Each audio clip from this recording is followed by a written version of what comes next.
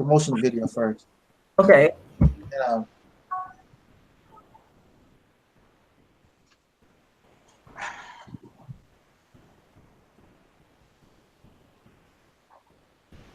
Okay.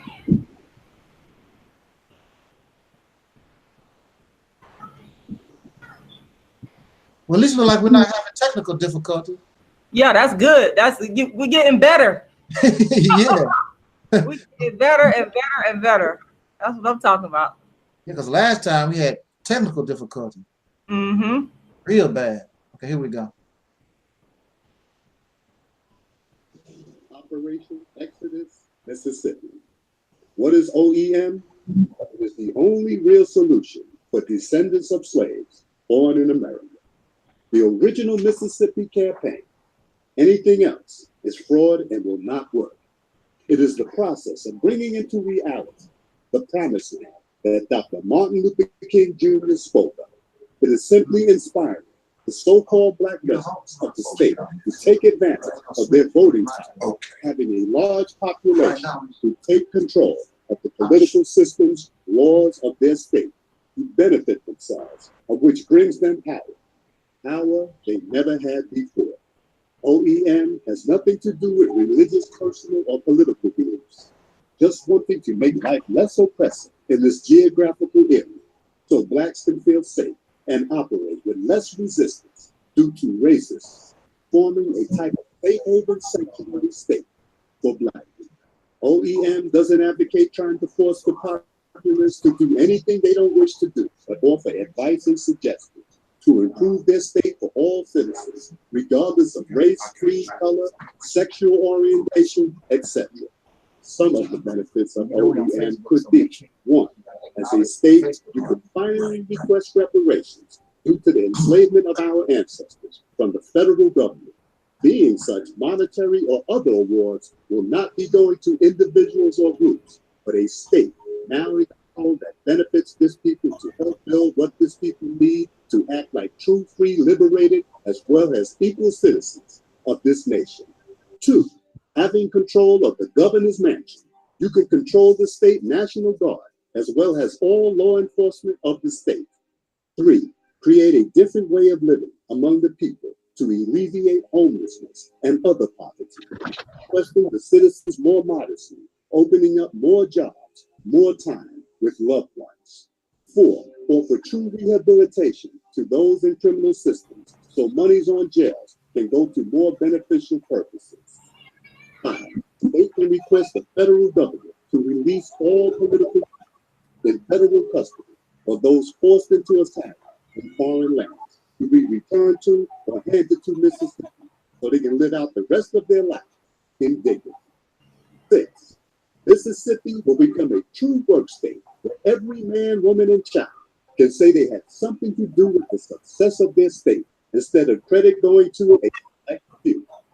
7, being an agricultural state already, we can specialize in the production of pure organic foods that is good for our citizens. Also can be exported to other states and around the world, having a want for people organically grown food products. 8, success of OEM will become the blueprint and example, having not enough room for all who now wish to move. So our eyes must be set upon perhaps Alabama, Georgia, and the like. 9, a state can function independently from the federal government, forming relations and deals in foreign lands like Africa to benefit the state and nation. The so-called black people of America have never had true power that others respect. Doing this, we will get the respect and power we have never experienced, and the doors that will open to just taking control of your life, we can't remove. Please be reminded, if not for the domestic terrorists targeting black people of the South and the federal government refusing to protect its citizens, forcing them to flee, this OEM campaign probably would have been made generations ago. So all you and I will be doing is the work our ancestors wanted to do, but couldn't do due to domestic violence from other citizens. Join and organize Operation Exodus Mississippi today or become a supporter.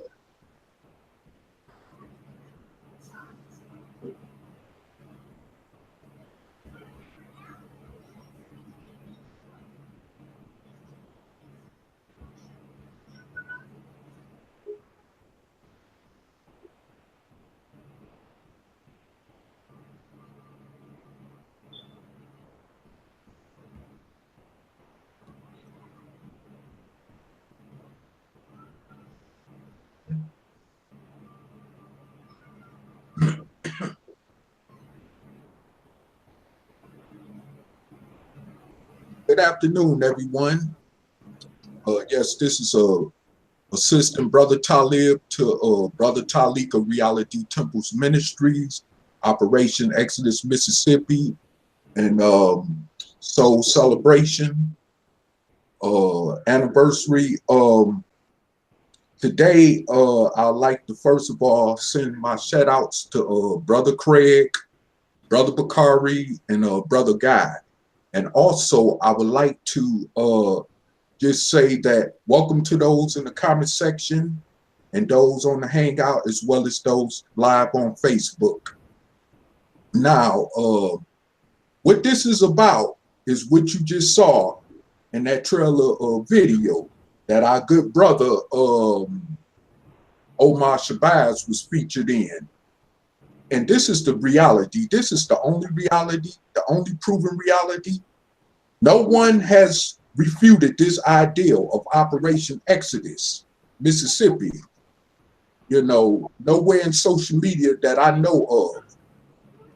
And the situation right now that's going on is that just like Brother Taalik, and I'm sure just like many of us other have tried the conscious Black community for so long, that it did not work, you know, and we see that none of it has worked going way back to the 1920s of Marcus Garvey, Noble Drew Ali, Father Divine, and other people that came through, and it didn't benefit our people. We seen what happened with the Nation of Islam when Malcolm X was in the nation at the time and when he left.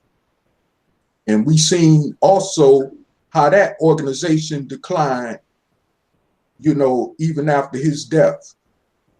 And I mean, it's just the same thing, just like with the Nuwaubians, an organization that I was involved in under Dr. Malachi Z. York, who's known by other different names. And I mean, today, right now, we are at the point of extinction. I mean, you know, I know, especially those of you that's in the Black conscious community who are very in particular about our people being extinct, or when you hear that we're people that's headed for extermination, you know, it's at the point right now that that's the reality. I mean, just look around you and see what's going on. Many of us are getting killed in the streets by the police. Ain't no justice being, you know, brought forth behind that situation. You know, it's still areas in this country socially where people are being discriminated against, whether it's housing, the job market, education. I mean, the list goes on. So my thing is this, is at this point in time, if we do not take advantage of this ideal that me and Brother Taalik came up with earlier this year, called Operation Exodus Mississippi, you know, if we don't collectively come together and put together what's going to work for this ideal to make this a success, as well as by putting all our differences to the side, you know, just like the colonists put their differences to the side so they could gain their independence from the British, if you see where I'm trying to go with this. So basically, we in a situation right now where we got to put our differences to the side. I don't care if you're Christian, Muslim, Judaism, or whatever religion you belong to, or whatever other walk of life you belong to. It's not about you know, whether you're what your sexuality is. It's not about what your status is as far as how you financially living. None of that matters right now. It don't even matter if you're a drug addict, okay? It don't matter if you're an alcoholic, okay? Because at the end of the day, all of us have some type of kind of symptoms dealing with being oppressed for over 400 years here in America, you know, under our slave master, you know, who we know is the Caucasian. And I mean, it's like, and we're still getting dealt a bad hand by his descendants, as you can see. No matter what's happening right now with the Republican, the Democratic Party, and all that other stuff, even with what's going on with Trump. None of that matter right now. We are below the bottom totem pole. And once again, especially to those in the conscious community, we are headed for extermination. Like I've always said, FEMA concentration camps, which is a part of it, and also mass graves, which is a part of that plan that they got set up for us at any right given time that they could initiate. And ain't nothing gonna be done about it. And that's just a fact. I mean, that's why I tell y'all, listen, y'all ain't got to take my word for it. Go research it. I mean, these folks got a plan for us. I mean, they're already using other so-called minorities in this country, which is known as immigrants, to replace us. So they won't have to feel no need of us rising up as a threat for all the oppression that they dealt us for nearly 500 years. And then on top of that, you know, the situation as far as what's going on right now, with that situation with China, you know, it's a situation going on right now which could cause the U.S. serious problems. And if we ain't prepared for that, as dark-skinned descendants of slaves born in America, we gonna be totally left out, while everybody else is gonna have some, as far as their own culture to depend on, you know. And even there are those, like the brother has stated before, that is trying to adopt this same ideal by taking the state, you see. So, I mean, if the Mexicans and other different cultures is trying to adopt this ideal off of what we've created, that should say something to all of us as dark-skinned descendants of slaves born in America. So, I mean, it's like, you know, that's the situation. I mean, I don't know what else to say other than that, you know. And as far as that go, I mean, you know, once again, I welcome y'all. And I'm here in St. Louis in live and living color with my brother Taalik. Nobody ever thought that we was going to be face to face, especially with me being his ad assistant. So, I mean, I'm enjoying it. And I'm going to let the brother go on ahead and take the floor. Oh, sorry about that. I would like to introduce our sister, Rashida Strober, and also our brother Gary, I see, that's on the hangout once again. And I just want y'all to sit back and just enjoy this, because this is special. As far as I'm concerned, you know, I mean, these people out here chasing after these Caucasian paganistic holidays, right now, this moment is like a holiday for us as dark-skinned descendants of slaves born in America. So once again, I would like to pass this on to our great brother Taalik Ibn'rad. Oh, to Rashida, I'm sorry, sister. Oh, thank you. That's okay. No, it's all. Greetings, everybody. First of all, I would just want to say I'm happy to be a part of this.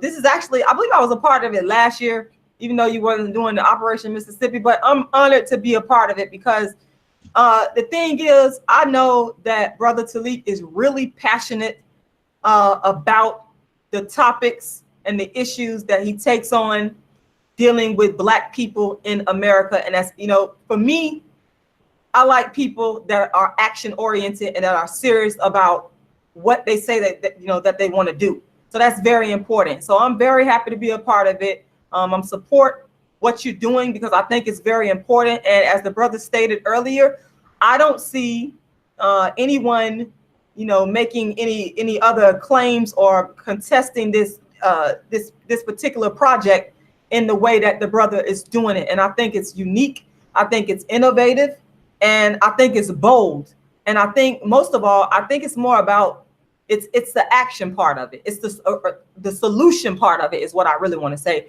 because a lot of times we know that damn near everybody in the Black community, especially now that we got social media, they come on, they talk about what the problem is constantly, but where's the solution? You know, it's rare that we hear somebody say, okay, well, this is what we need to do to solve this particular problem. And I'm not saying that it's going to happen overnight. That's not even the issue. But just to lay out a plan and to constantly be thinking and putting that plan into motion and then going back and revising it is what's important to me. So I'm very pleased to be a part of it. And I thank you very much. And I'm going to pass it on over to who's next. Brother Taalik, you next? I look like I have no choice. Okay. It's all good. Yeah, okay. All right. Okay. Yeah, I want to thank you, Sister Rashida, for being here with me. Oh yeah, and I just want to say to everybody that's watching, if you could please share the link on your social media and like the video, because apparently that does something with YouTube's their algorithms and whatnot. So just please, you can share it. I've been sharing it right as I'm sitting here, right on my social media. So yeah. All right. Hold on a second.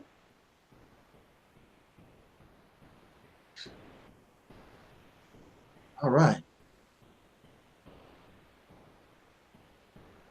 Let me check my Facebook, make sure that's right. Facebook is in operation. Okay, that's good. That's good. Set this up here. Okay. Set this over here. That so I can see this chat room. Okay, we're gonna be in business. Okay.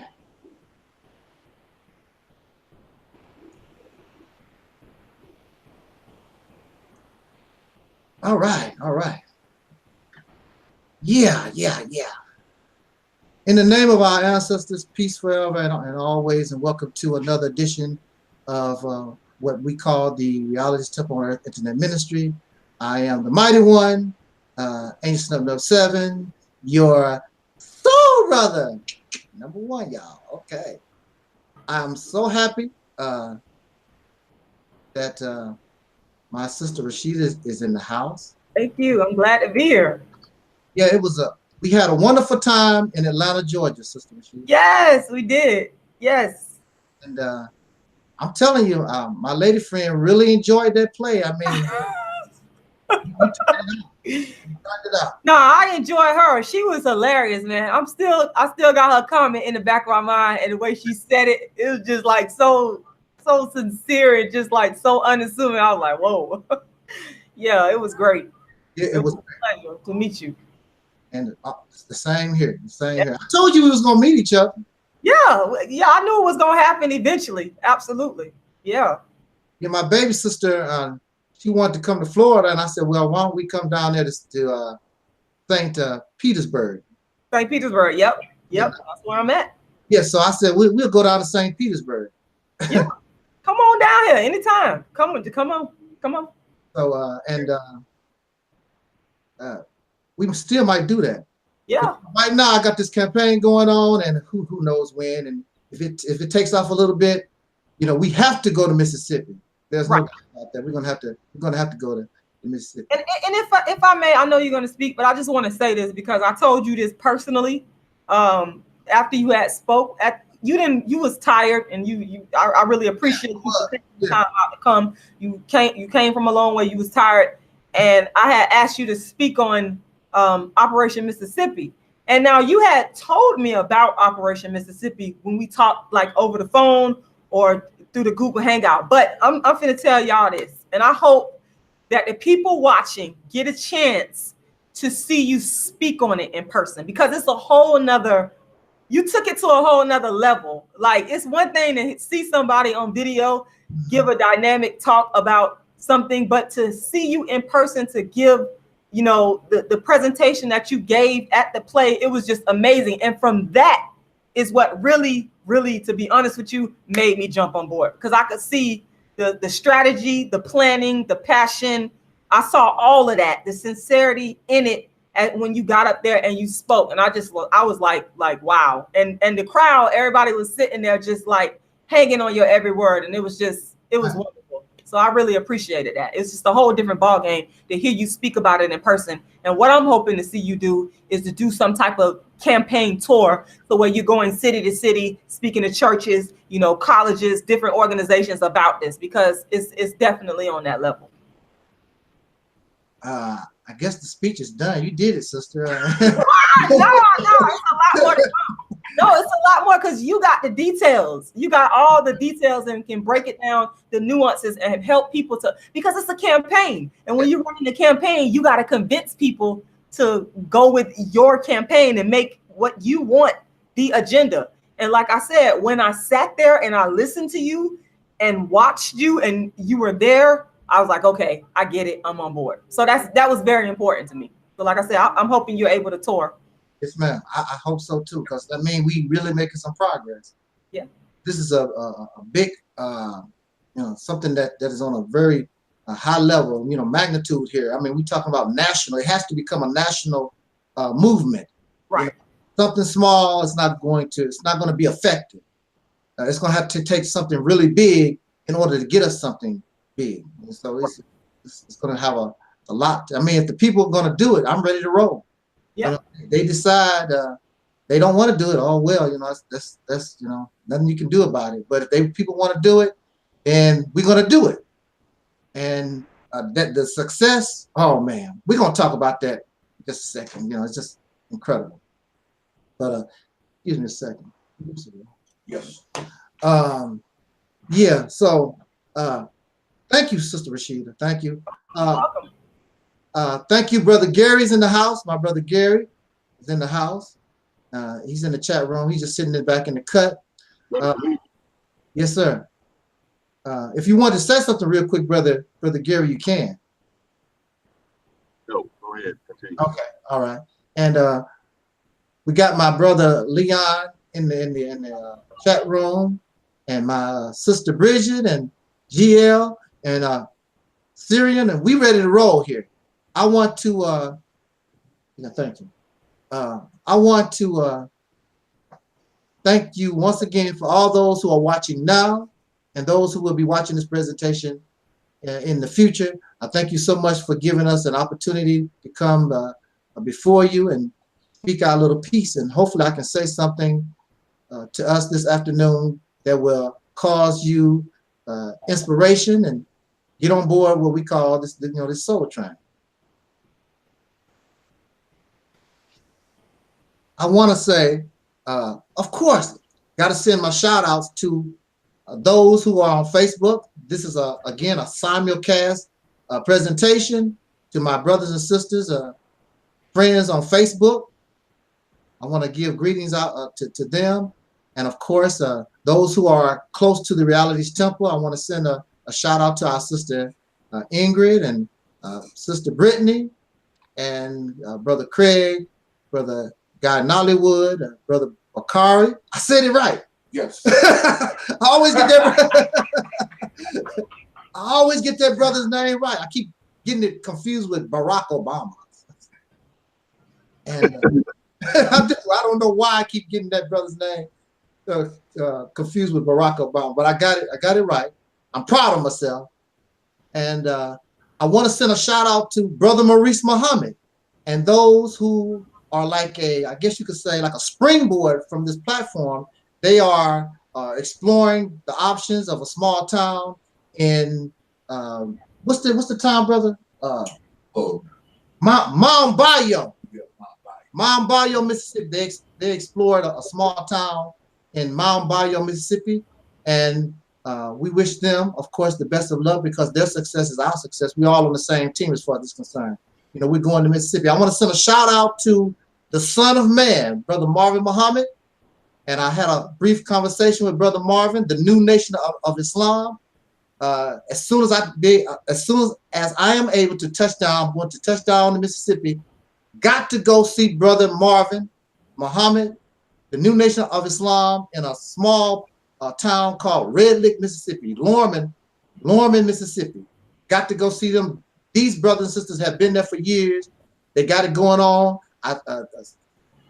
Almost really self-sufficient, doing some great work there, and we need to show. We need to show our people, you know, when our people are doing great works. So, who else did I didn't want to miss nobody. I think I covered that. So with that said, let me get another taste of this little water. I don't know why all of a sudden I got a dry mouth. It's incredible. What's up with that? But I'm not gonna try to hold you long. I hope that you are here for the whole ride today. But I'm gonna try to go through this quickly but efficiently, and again, hope to inspire us and probably perhaps give us just a little bit more understanding on this campaign called Operation Exodus Mississippi. The official kickoff. We presented this idea back in March of this year, and I sent a DVD actually to Minister Louis Farrakhan of the Nation of Islam. I have not heard anything back, and they said the way I talk about the Nation of Islam, I probably won't hear nothing back. But it's all good. It's all good. And I presented this idea to the Nation of Islam back in March, and just been kicking it. People have been asking me, y'all ain't doing nothing. I never said we was gonna do anything. I just want to put it out in the air to see what type of response. And so far, we've been on YouTube, and we've been on Facebook and a few other social media, and so far we've been getting a real good response. So why not officially attempt to do this type of thing? Let's kick off this campaign. You know, we can't do no worse than what we're doing now. That's a guarantee. So, man, my mouth is so dry. What's up? Because we know you finna talk, you finna say something. Got a lot to say. You think so? It's all good. Man. My mouth has never been this dry before. I don't know what's up with that. Maybe you're right. I don't know, sister. Maybe I don't know. Maybe you having some kind of effect on me. All that womanhood you got out there. Uh-oh. Uh-oh. Is my sister around?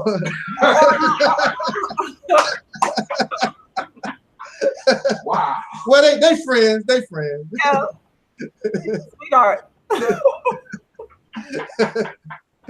gonna sit over here and get myself in trouble. Oh my God. Let me take the video down. All that. You know, you knew I couldn't be there, and I see what you do behind my back. Oh my God, no. Oh. No, she ain't nothing like that. She ain't nothing like that. Oh, it ain't, you know, it ain't like that, because you know, got a light-skinned boyfriend, so. Light skin. Leave that one alone, though. I just had to throw that in there. A dark-skinned activist with a light-skinned boyfriend. Oh my God. That's another subject. That's another subject, y'all. We're gonna have to go to let's talk about the dark-skinned activist, and she got a light-skinned boyfriend. Wow. Matter of fact, this is the second one. This ain't like it's the first. Oh my God. This is actually, hold up. Oh, the third one? But wait a minute, hold up. Now, I was married to a pitch black, blue black, dark-skinned man for 10 long years. Okay. That means something. Okay. But I digress. Operation Mississippi. Oh, okay, all right. I want to hear about Operation Mississippi. I did want to, but I don't know. It's starting to seem to be more exciting getting into your personal life. Oh, here we go. dark-skinned activist. I might have to write another play about it because I just Yeah. Angel Snow, no, he dry snitching. I'm not leaving my light-skinned man. I'm not doing it. Sorry. I can take the heat. I can dish it out and I can take it. Okay. All But right. I want to hear about Operation Mississippi. Yeah, okay. Here we go. All right. As you saw, my brother, assistant to me, he's here with me live. Y'all seen live and living color, Brother Taalik. And he got here a little later than I thought he would get here. And I wanted to go to visit the crazy house, actually. I did. And I thought it was important to go visit the crazy house because I wanted to make a video and I wanted to show you where I was liberated from. Now, this is Operation. This is about our liberation. Soul Liberation Day. It's about our liberation as individuals, as in my case, liberated from the crazy house. And all of us go through drama. All of us have problems, and we go through these different things. And many of us, fortunately, we liberate ourselves from these different problems. Unfortunately, as you live, you're gonna keep liberating because that's what life is. Comes a whole lot of problems, you know. But that's what it's about. But this was a major problem for me, 10-year problem, you know. So I wanted to go to the crazy house just to revisit, just to make a brief speech, and I'm gonna do that right now. See, the crazy house, for me as a person, the crazy house represented injustice and suffering. That's what it represents. The crazy house for us as a people is the United States of America. And we have been in this crazy house, in this insane asylum, going on 500 years.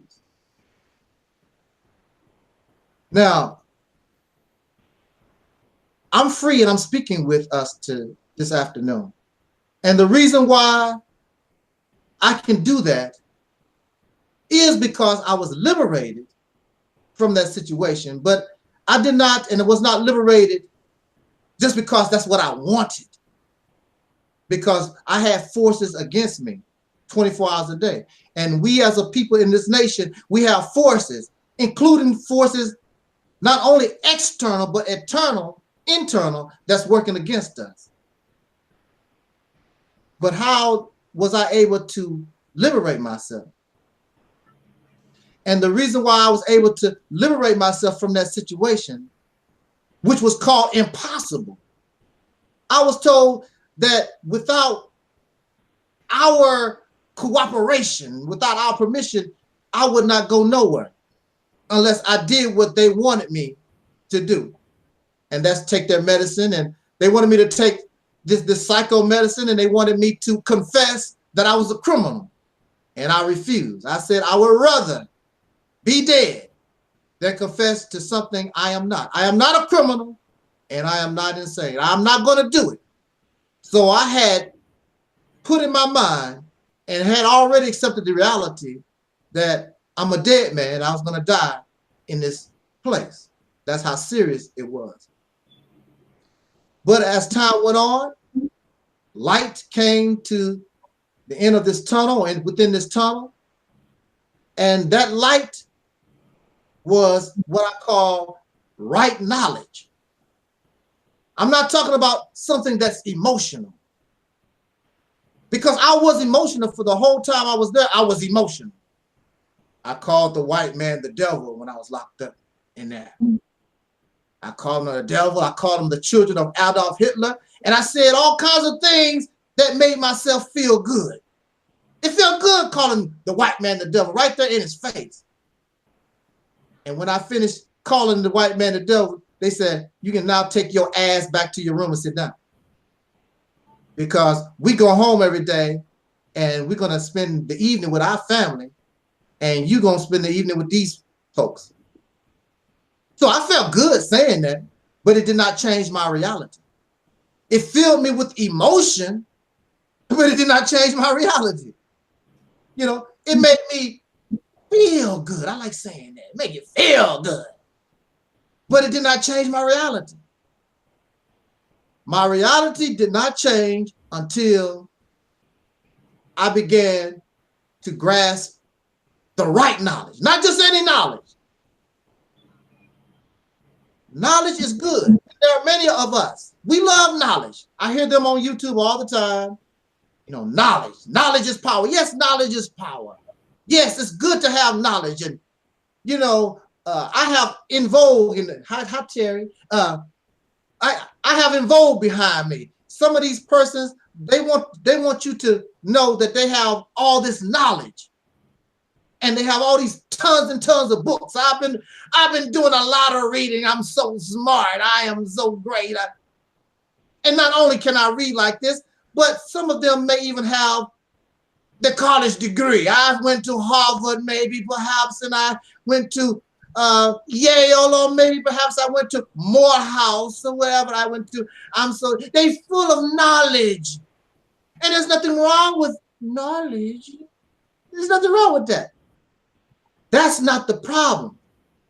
The problem is when you put yourself in a situation and you come upon a problem, you must seek right knowledge.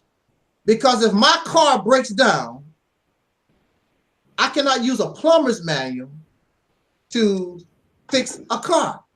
It's knowledge, wonderful knowledge to have, how to go into, you know, fix pipes and things of that nature. But I'm trying to fix a car. It's the wrong knowledge for the situation that I have here, the problem that I'm facing. It's the wrong knowledge.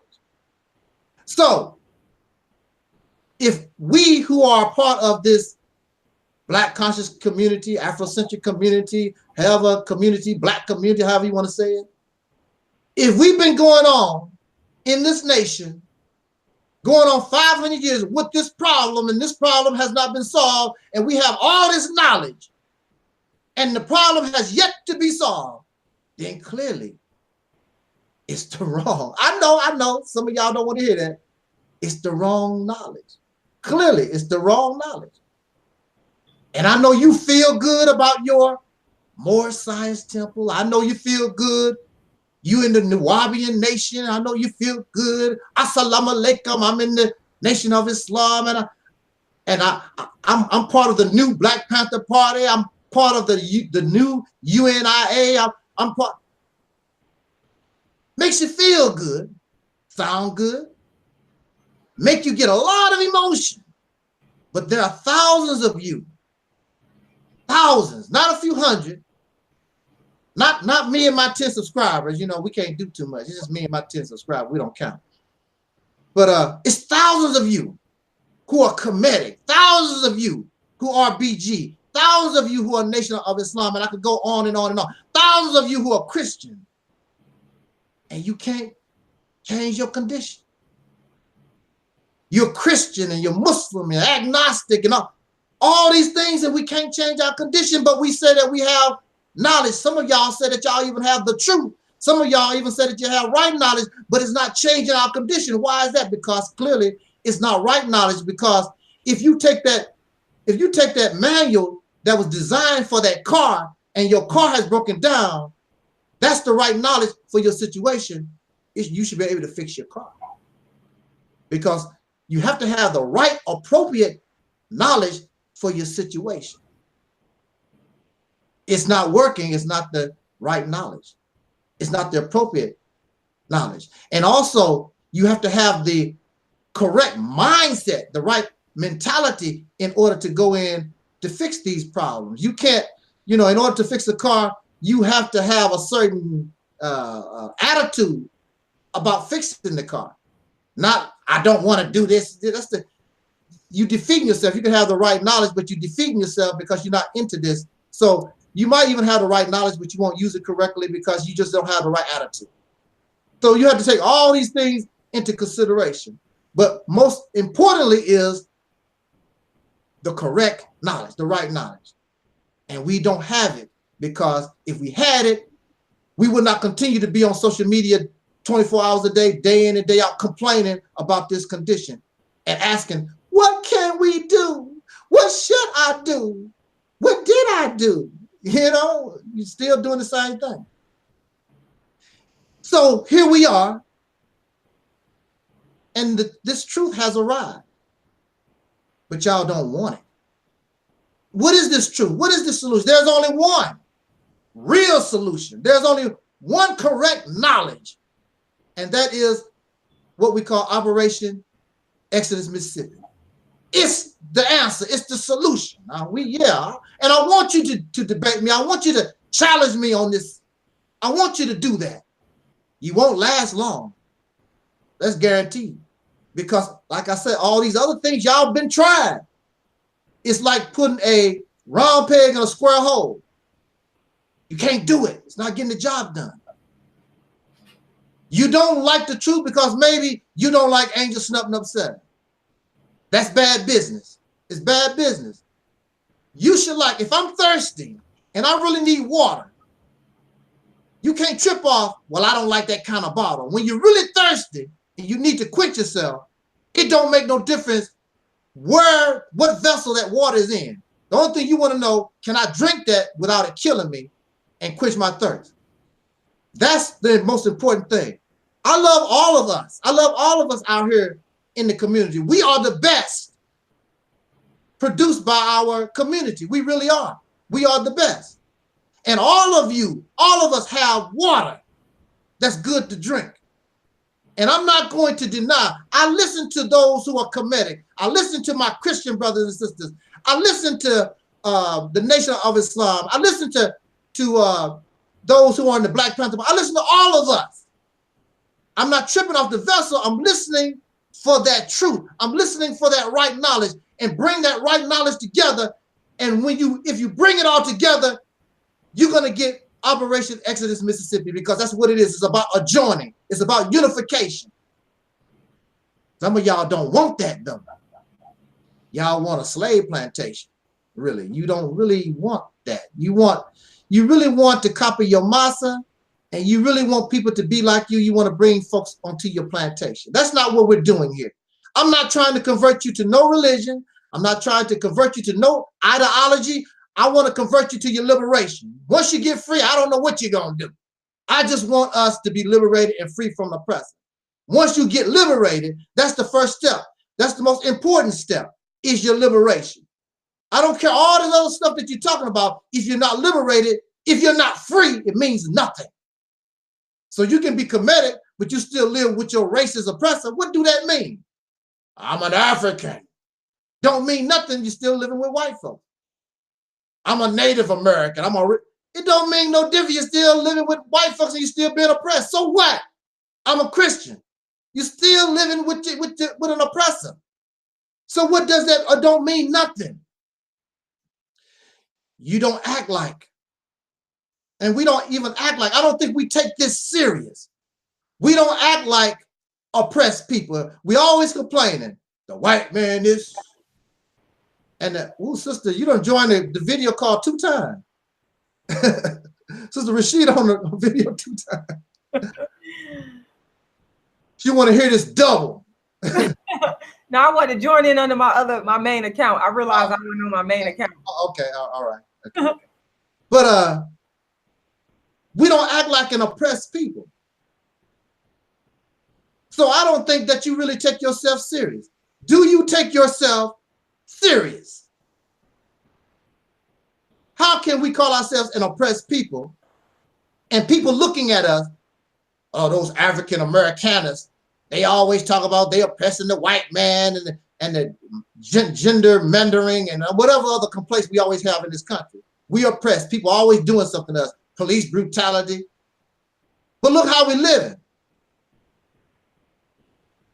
Driving the fanciest of cars. You know, a lot of us even show off our money, houses. We got a husband, maybe more than one. Got a wife, maybe more than one. I mean, we don't act like an oppressed people. I don't think we even take ourselves serious.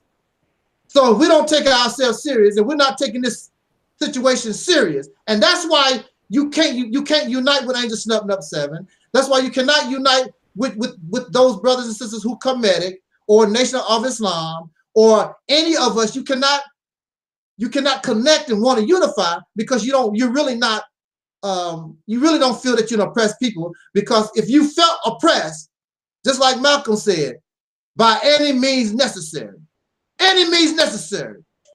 I don't have to like you. You don't have to like me. We have a common enemy, and once we get this common enemy off our back, then you can go do what you was doing. But we have a common enemy, we have common problems, and if you really want a solution to that, then we must come together unified. But you're not doing that because you're not oppressed, because you eat 3 meals a day and you're comfortable. That's why. You don't need me because you eat every day. You don't need me to eat. You don't need Louis Farrakhan to eat. You don't need Al Sharpton to eat. You don't need Umar Johnson to eat. You don't need nobody. You don't need nobody. That's the reason why you do what you do. I'm doing my own thing. But you're still oppressed living in America, and you complain that you got a problem. I'm doing my own thing. Because you don't need me. Until we realize we need us, then nothing's going to change. Until we begin to embrace right knowledge, nothing is going to change.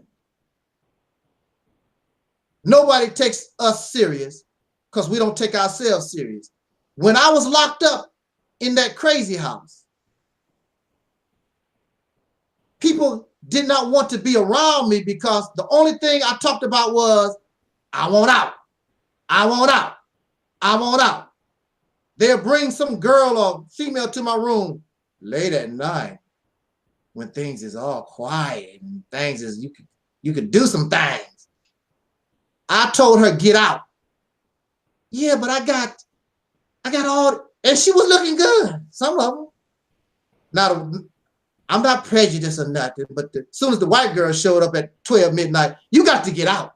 I ain't a white girl. I'm sorry, y'all got to get out. But some of the sisters would come to your room 1, 2 in the morning, and some of them was, you know, but I had to tell them, you got to get out. Because my liberation and my freedom is more important than whatever you think that you're going to bring me tonight. I want out of here. I want out. I want out. I want out. See, some of y'all do the same thing. You know, your penis and your vagina control you. That's more important than your liberation. You know, watching the Real Housewives of Atlanta is more important than your liberation. Here you got a situation in Chicago. They keep talking about the high crime rate, the high crime rate in Chicago. Some of that can be instantly stopped if you had real men that lived in Chicago. Because as men, these men get together and they tell the criminal element or whoever is in that neighborhood, say, I don't know what y'all doing, but you got to get out of here. You know, my grandmother wants to spend time on her porch without bullets flying over her head. Our children need to go to school without bullets. And I know y'all need to make a living selling drugs or prostitution, whatever y'all doing now, but you can't do it here. Go find some weak men, and you can do that in that neighborhood, but you're not going to do that here. Men could do that, and men understand that some men might have to die in the process, but it's all good because you're not going to bring that here. And any criminal element will leave because they don't have time to be messing with problems like that. They're going to live. That's bad for business. They would rather go somewhere where they don't have to deal with crap like that. But I'm not making mockery. I'm just making an observation. If there were real men, see, these men work jobs, 8, 10 hours, or whatever. The only thing they want to do is go home and get a beer and tell their wife to strip after the football game is over. That type of thing. They have no concern in the protection of their neighborhoods, their community. That's not the mentality of a man. Men, from what I was told, y'all tell me that men are supposed to protect and provide for their family, their women, and their children. So clearly the men of Chicago and any of these other black communities, and you have all this high crime rate from a criminal element, clearly the men not doing what they're supposed to do. we're going to wait for the police. I mean, of course, you know, you're going to have to respect the police. They are the authority. But as men, we have a responsibility. And you tell the criminal element. Matter of fact, most of these persons are our own children. We know who these people are. They are our, well, sometimes it's female, but y'all know most of the times it's male. You know it's your nephew. You know it's your daddy. You know it's your cousin. We know who these people are. We need to set our people straight. We need to get our people to do better. We know who these people are. But you're not men. You're not men standing up. And see, this is the reason why we have a Cynthia G. This is the reason why we have China Fox. This is the reason why we have all these sisters out here crying, because see, they're crying out, looking out for men. Because if we stood up as men, control and get the men together, Cynthia G has nothing else to say. What else can she say when you're doing what you're supposed to do? All these women that y'all said bash black men, they have nothing to say when we as men do what we're supposed to do. Even if it means we go to the grave. Matter of fact, it makes us look even better in the eyes of womanhood, because they were like, man. Oh, shit. My bad, bro. All right, thank you. Sorry for that little interruption there, y'all. But it makes us look better when we're doing what we claim that we're supposed to be doing, that is to protect our women and children, protect our community. It makes us look better. So when you're doing that, what else can they say? Running around here, Cynthia G got a weave and makeup and all that, and so is fat. That makes us look more pitiful and pathetic. That's all that it does. The hair-headed hooligan and all these names that we call our sisters. When you become a man and show these women that you're a man, when they see your strength, whatever you want, believe me, you don't have to ask. They're going to give it to you. When those women know that you want them to have natural hair, watch, they'll just start doing it. You don't have to get on YouTube and they should wear natural hair. They should no. When they want to please their man, and she knows that her man wants her with her natural hair, she'll just do it. You don't have to worry about all that. She just do it. But when you don't want to take responsibility for yourself, then you need to point the finger and get the pressure off yourself.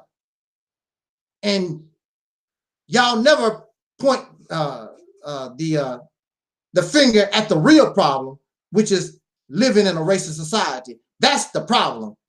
But that's how it is when you're dealing with people suffering from abuse. People suffering from abuse point fingers at everybody except the abuser. He was a man.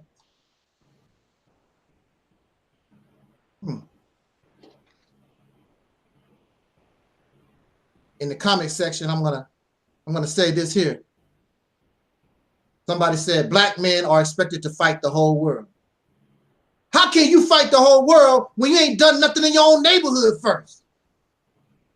So who is stupid enough to expect you to fight the whole world? You can't even fight in your own neighborhood. So clearly somebody is really overstepping. Fight for your own personal family, your wife and your children. There should be no such thing as a black man being forced to pay child support. That's your baby. That's your life. No court, no law should have to tell you to pay for your child. You should not even want nobody to pay for your child. But for those who don't have responsibility, it's pointing finger things. Until men begin to step up to the plate and be men, this condition is not going to change, because only a man can move this. Only men can move this. There's a reason why the Caucasian racists called us boy. That's the position that he put us in, boy, and he still call us boy. Not in our face like they used to, still call you boy. And if you go down south, sometimes they still tell you, call you boy. But they try not to make it like something racist, but they call you boy down south. Look, we waste our time with these senseless debates. I mean, they're good, but again, they're not appropriate for the time. Talking about, am I African or am I an Aborigine? Is that how you pronounce it? Aborigine, whatever. I'm a native. What difference it make? This is what you are in America. Reality check. You is an N blank GGER in this. This is what you are. Matter of fact, you even call yourself that. Whether you're supposed to be an African or a native, it don't make no difference. In this society, you are N blank N GGER. That's what you are.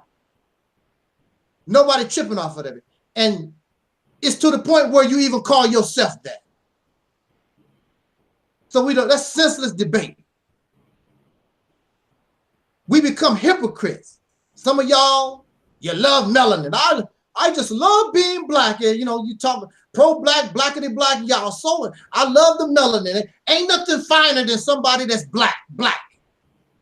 But then at the same time, when some of y'all get angry and upset, and see, when you're angry and upset and become emotional, the real you comes out.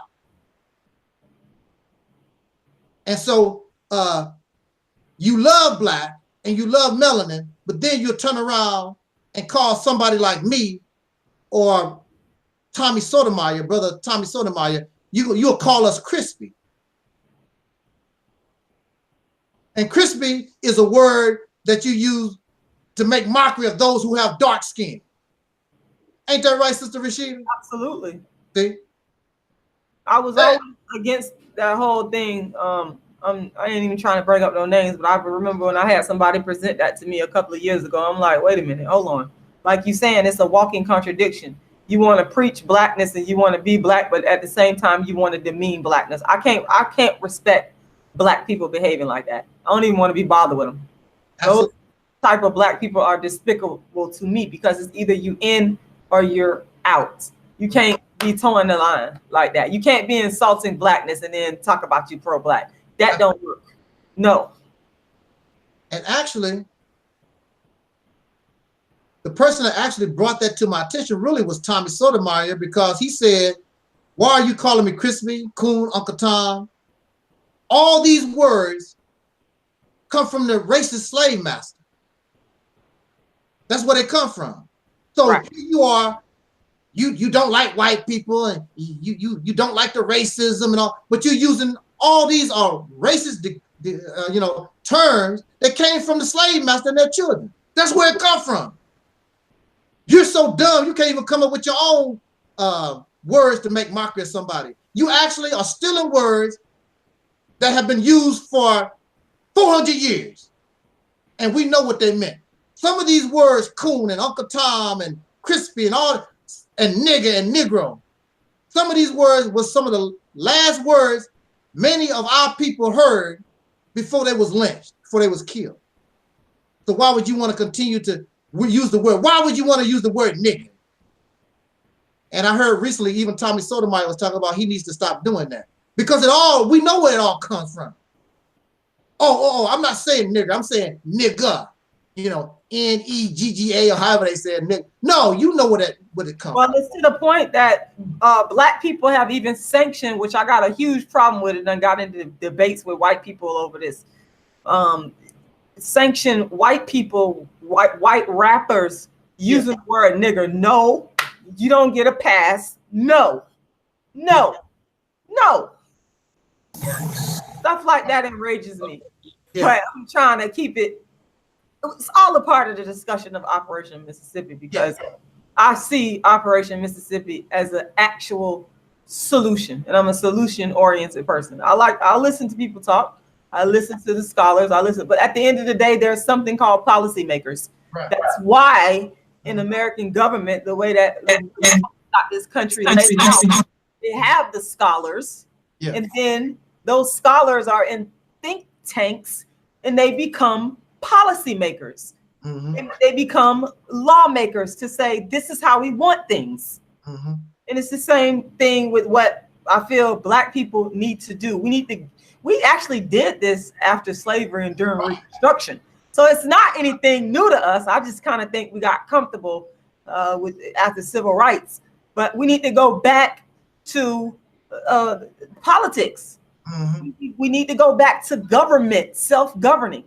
We need to go back to that and quit talking, because a big part of the problem, I heard you talk about the men taking responsibility and that kind of thing.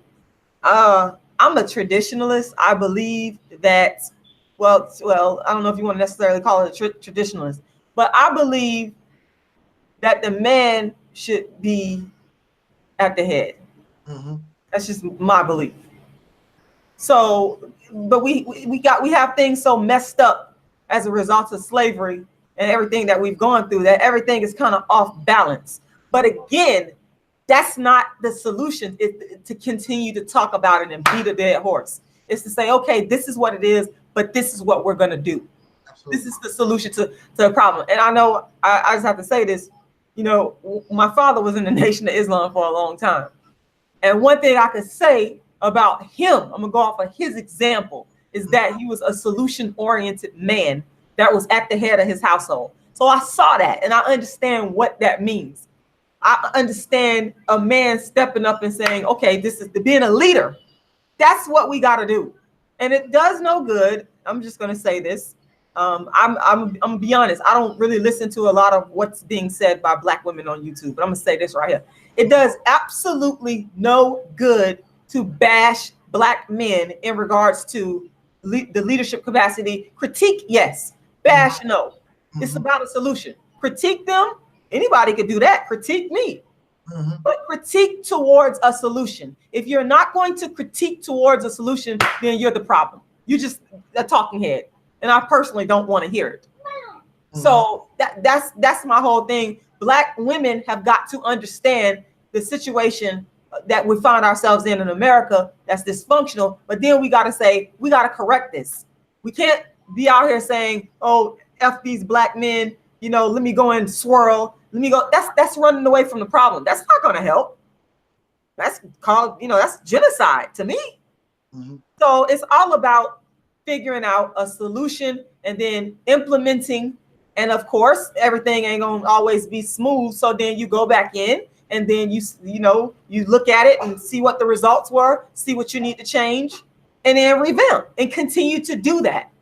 That's what we need to be doing. So it's all a part of action and solutions. And that's how I'm seeing Operation Mississippi. Yes, ma'am. And somebody, where's that? Get that feedback. Okay. All right. Okay. So we need to take ourselves serious. If we don't take ourselves serious, then all this becomes a joke. It becomes a joke. We have to stop being hypocrites to ourselves.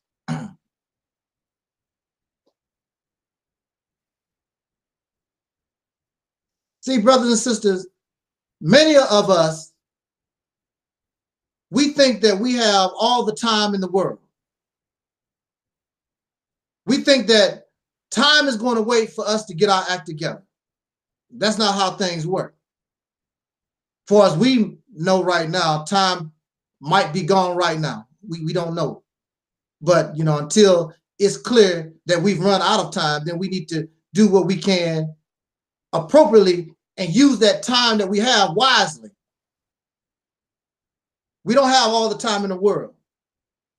So we want to play with time. But time waits for no one. Time is not going to wait until we get it together and get it right. I talk to brothers and sisters all the time, and they think they have time to get it right. No, you don't. You don't have time. You don't have time like that. But who would play with time? Who would disrespect time? Well, there's only one person that really could disrespect time, and that's those who are dead. those who are dead, because there is no time for those who are dead. So I was in the Nation of Islam, and they told me that the Caucasian people called us Negro. We was called Negro at one time. And they said that the G in Negro, N-E-G-R-O, the G is interface from the Greek. You can use a C or a K, which turns the Negro into necro, and necro is the prefix for like necrology, which means the study of the dead. Those with a dead mind. So if we were Negroes or we have dead mentality, then this is the reason why we play with time. Because we're dead. Time really don't exist. So that's why you can just think that you got all the time in the world, because you're dead in the mind. You're playing with time because time don't exist in your mind. Those who respect time, if you look in the animal kingdom, that which is alive respects time. So the ant knows that it's time to gather certain things and harvest, because time is going to mean cold weather. So I got to get ready and adjust for the time. But see, the dead don't have to adjust for the time. It can be winter, it can be spring, it can be fall, whatever. Don't make no difference for the dead, because time don't exist. But when you're alive, the bees respond, the birds respond, the deer respond. Any life form that is alive responds to time, because they know if they don't make it in time, they'll be like in the case of the ants. If they don't do what they need to do before winter hits, they know they could starve to death. Right. If they want to live, you have to respect time. And we don't respect time. So you think, well, I do. See, you really know, that you need to unify with Angel Snub Nub 7. You need to unify with Brother Gary. You need to unify with Brother Taalik. We know that we need to unify with each other, but we're going to take our time, when the right time go by. See, that's not how it works. That's because we have a dead mentality. Time don't exist for you, because when you're living and you know the only way that I can exist, I got to have these persons with me, whether I like you or not. Only a dead mind. Operation Exodus Mississippi. Why is it important? Operation Exodus Mississippi is alive. It's in accord with time. It's bringing us the right knowledge, all those things that we're talking about. It cannot be successful unless we create real men and women and children. Unless we create unity, otherwise it cannot work. It's on time and it's on for you. It is the answer to our prayer that we claim that we've been waiting for a long, long time. The problem that we have right here is that we are doing good things. Brothers and sisters, look, we're doing good things. Many of our ideas is very good. The problem is, it's too many of us doing too many things. That's the problem. When you're trying to deal with cancer, you don't shoot cancer all over the body, all willy-nilly. You concentrate on the cancer, and it's a direct attack. But the way we're doing it, it's a little bit over here, a little bit over there. That's not, you're not going to be effective like that. You have to become one direct. That's what makes a laser beam so powerful. Don't you know that a laser beam, don't you know light is filled with rays, all types of rays. And a laser beam is light. But the difference between the laser beam and the regular light that's shining on my face right now is that that light becomes concentrated. And that's what makes it powerful and makes it deadly. This Operation Exodus Mississippi is like that laser beam. We're taking all of our ideas. What I'm presenting to us today is nothing but a foundation, but we're taking all our ideas and bringing it as one to make that laser beam. That's what we're doing here. It's too many people doing too many things.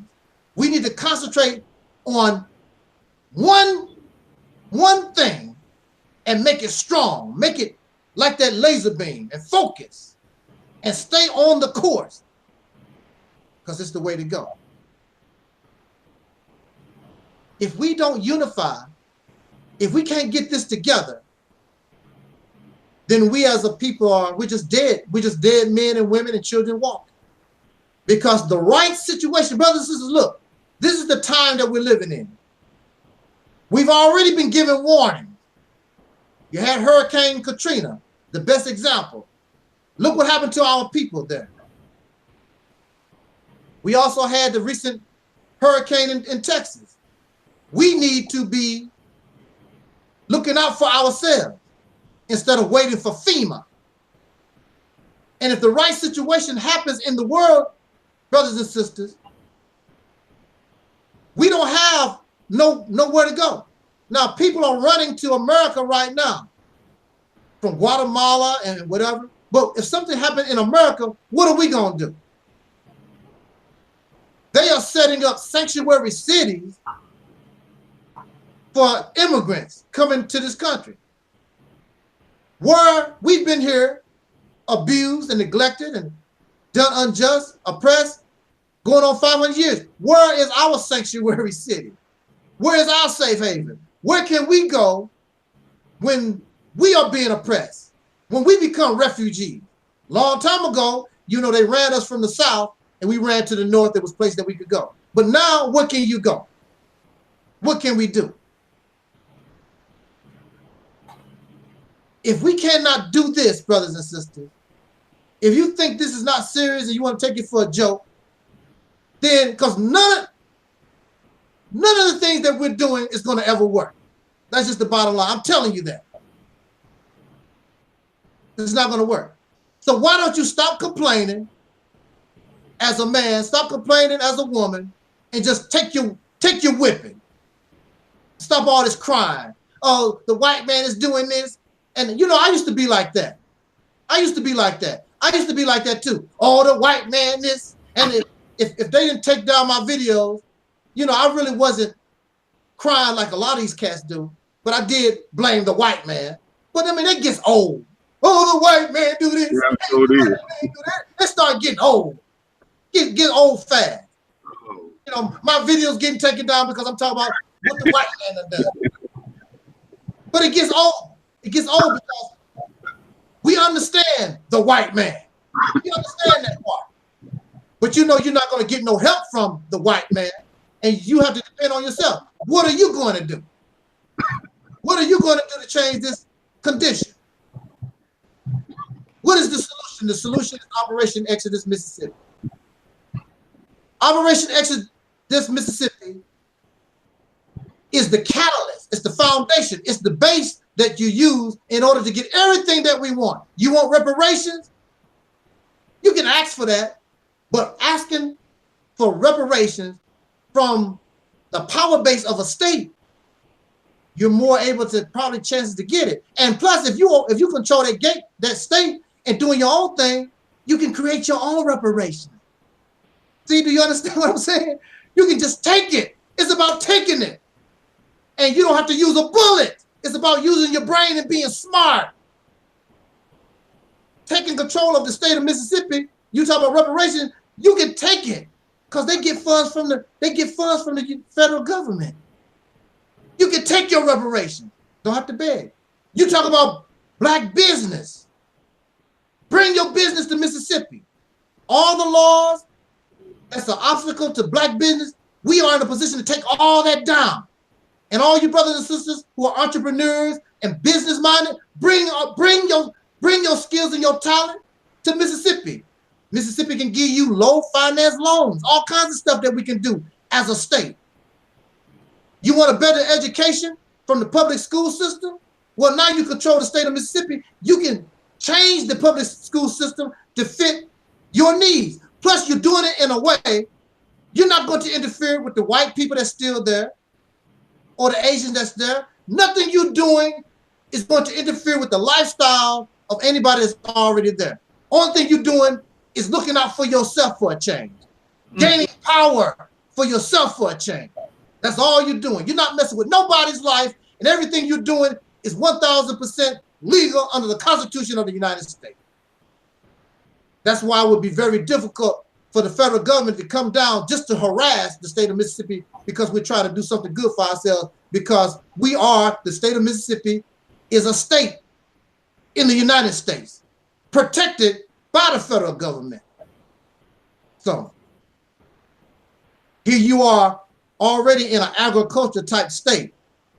You talk about we need better food. Here you go. We can create real organic food. When you buy the apple, it might be a worm in it. When I was growing up, apples had worms in it because we didn't use no kind of pesticides or nothing. See, we have to learn not to be so profit driven. In order to have real organic food, you gotta let the worm have a little bit. Let them have it. It's plenty enough for everybody.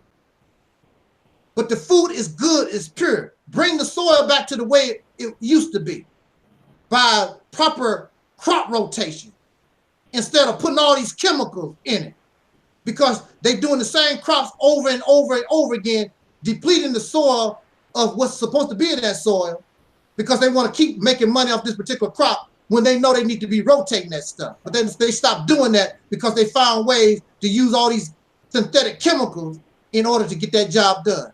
So if these plants and animals that are eating these synthetically grown vegetables and animals, what do you think that's doing to us as human beings? And you wonder why your children slow. You wonder why your children have autism. You wonder why we can't think at all, because our brains aren't being developed properly. As a child, you should, mama, you know you need to be giving your child breast milk. That's the best food on the planet for your child. So I ask brothers, especially these brothers that bash black women, I ask them, are you a breastfed baby or are you a Similac baby? They don't never answer, because see, look, when I was growing up and most of us was breastfed and we had that close tie to our mother, and I know some of y'all who are sort of on the older side, you remember the only thing somebody had to do was say, your mama. Now they don't even know your mama. And you get off, don't talk about my mama, you end up getting your butt whooped. That's the type. I don't care if your mama was a prostitute. I don't care if your mama was a crackhead. I don't care. You don't talk about my mama. Nowadays, you don't hear that no more. But nowadays, most of these young children are drinking Similac Infamil, these formulas. And so 2 things is bad. You're not getting the proper nutrition, so you're not getting proper brain development. Right. Because that Similac and that Infamil cannot copy the chemical composition of mama. Plus, when you're next to your mama, oh man. Look, I read an article not too long ago. I don't want to get nasty, but this is how it go. They was talking about women's backside. They said that there are chemicals in women's backside that is necessary for the development of the child. And I didn't know that. They are always finding something. The woman's breast, her backside, everything about us as human beings, there's a reason for it. And so we're developing human beings. You're not developed properly because you don't have that connection to your mother and you're not getting proper nutrition. Thus, we don't have proper brain development. But you can get all that when you take control of that state and control and grow your own food and make it real organic food. We can change the flow of our people going into incarceration.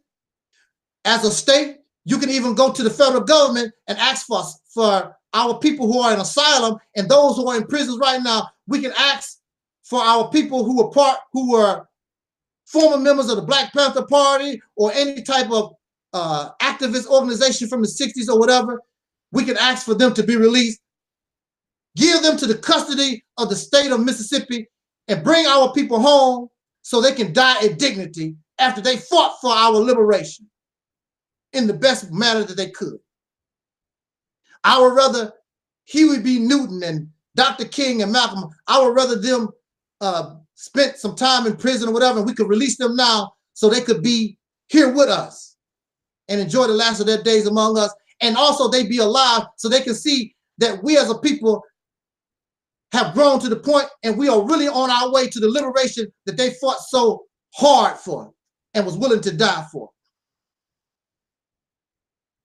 I got a little ways to go, y'all. Are you all right? Y'all all right? I got a little taste to go and we'll be done. And I want us to share what is being said this afternoon.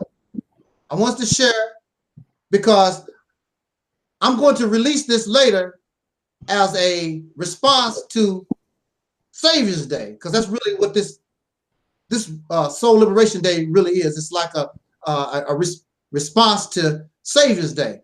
I'm going to repost it when the Nation of Islam, Louis Farrakhan, has their Savior's Day, because I'm telling you, and I believe, and it's all with all due respect, this is the best Savior's Day speech you're going to get. We're on time. We have the right knowledge. It's appropriate. If we take action upon this, we can get the job done. Now look, y'all hanging? Let's hang just for a little bit more, because I know Savior's Day, they the brothers and sisters that listen to Minister Farrakhan, they listen to him for 4-5 hours. I'm not going to take 4 or 5 hours. I think I just done. It's an hour and a half. Yeah, do your thing, man. Do my thing, Brother Gary said. Let me do my thing. Let me get over here and do my thing. We're gonna do this. Are you hanging, Brother Taalik? Without no question. Okay, Brother Taalik said he hanging. Sister Rashida said she's hanging. She has a little baby she got to check on though. So we're gonna keep rolling here, y'all. Just bear with me. I'm telling you, this is the best talk you're gonna have in February. Nation of Islam have their Savior's Day convention in February, and you're already getting the fire that you really need for the rest of the year right now. Look. Oh, they tell me to keep rolling. Brother Leon said keep rolling. Keep rolling, man. Go ahead, cuz. We rolling on. We rolling on. Let me get a swig of this water here. Now look. See, look, y'all. We need to prove ourselves worthy of freedom. We need to prove ourselves worthy of the liberation. In our current state, our current mentality, the reason why we can't get nothing going really is because we're not worthy. You call yourselves gods. I'm a god and I'm a goddess. And you say that you're kings and you're queens. So this thing that we call Operation Exodus Mississippi, it should be very, very easy to do. It should be easy for a god to take control of a state. It should be easy for the kings and the queens to easily come forth and reclaim their throne. It should be easy to do that. You are God and you're goddess. Now, I understand y'all like those titles. God, you a God. The black man is God, y'all. You know that, don't you? The original man is the Asiatic black man, the God of the universe. You know, we come from Kemet, you know. You know, we're kings and queens. You know, y'all know all that stuff, right? And that's good. And that's good. However, you've done nothing to prove and show that you are a God. Because God creates. What have you created, black man? Kings and queens rule over nations and countries. What nation? Country that y'all rule over. What do you create, God? It's nothing but feel-good rhetoric. if you want feel-good rhetoric, I would suggest that you leave here, because I'm not about feel-good rhetoric. It's going to be real or it's going to be nothing at all. I did not want, when I was locked up, they offered me partial freedom. You know, we'll give you a little bit.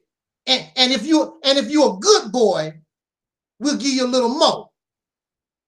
I don't want none of it. If I can't have freedom, I don't want nothing at all. I don't want none of it. And yes, it took a little while before I got the full freedom, but it was well worth it. That's why I'm talking to you right now. Because it's freedom or nothing at all. I don't want no little bit of this and a little bit of that. I don't want that. I want all. All of it or nothing at all.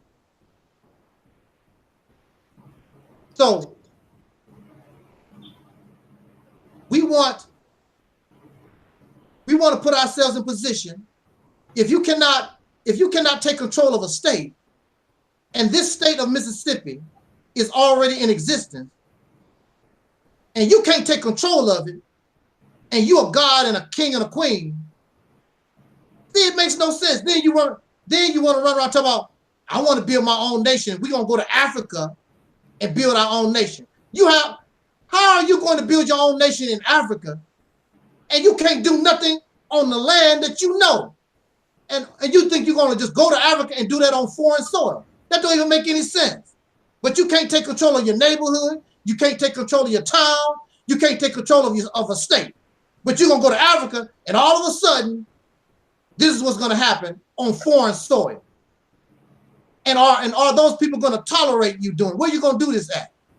But see, coming from the power base of a state, you prove to yourself that you can control government. Because see, this is what they want. They want you to take control of a state and they want you to fail. Because the first thing they're going to say to us is, see, Negroes can't do nothing. That's what they want you to take over state and they want you to fail. They want you to do that. There are many Negroes out there who's listening to me right now. That's what they want. Yeah, if y'all do that, y'all ain't nothing but a bunch of Negroes. I hate to disappoint you. And all we need is the right environment. All we need, and see, taking control of that state, you produce the right environment. Watch. See, y'all don't believe this. But just the fact that you begin to create a new environment and you begin to inspire. Look, y'all talk about Egypt, Timbuktu and Ethiopia and all these great civilizations. Beautiful and wonderful. But there's nothing like when you do something with your own hands. Nothing like that. Do you know how inspirational that would be to our young people when they see us taking control of a state? And everywhere they go, black folks run this, black folks run that, soul brothers and sisters, they run this, run that. And they looking at us do international trade. We sending out our ambassadors to Africa. Say, for instance, as a state, we can send our ambassadors to the Congo because the Congo is one of the biggest countries, nations I heard on the continent. They have plenty of land we could make a nation out of, for real. And we can make a deal. Support the Congo. Support the Congo by what we're doing in the state of Mississippi. And little by little, we start sending our babies and our children, sending them up to start little towns and cities on the land that the Congo get for us because we got this deal with that African nation of the Congo. And next thing you know, 10, 20 years later, we got an outright nation, the nation that you claim that you want. And I want to say this to us. Look, see, for some of us, we want what we want when we want it. That's the wrong attitude to have. There are many Caucasian people from the Revolutionary War that never saw this nation become the great nation that it became. But they were willing to die for it. We who are living right now, we can begin this process, but we're not going to live to see the ultimate result. The only thing we can do is guide our children in the right direction, and they'll take it where it needs to go. But we are the pioneers. We will become the forefathers of a great nation, whether it be right here in America or on the continent, wherever we choose. But this is where it comes from. You got to have a place to start.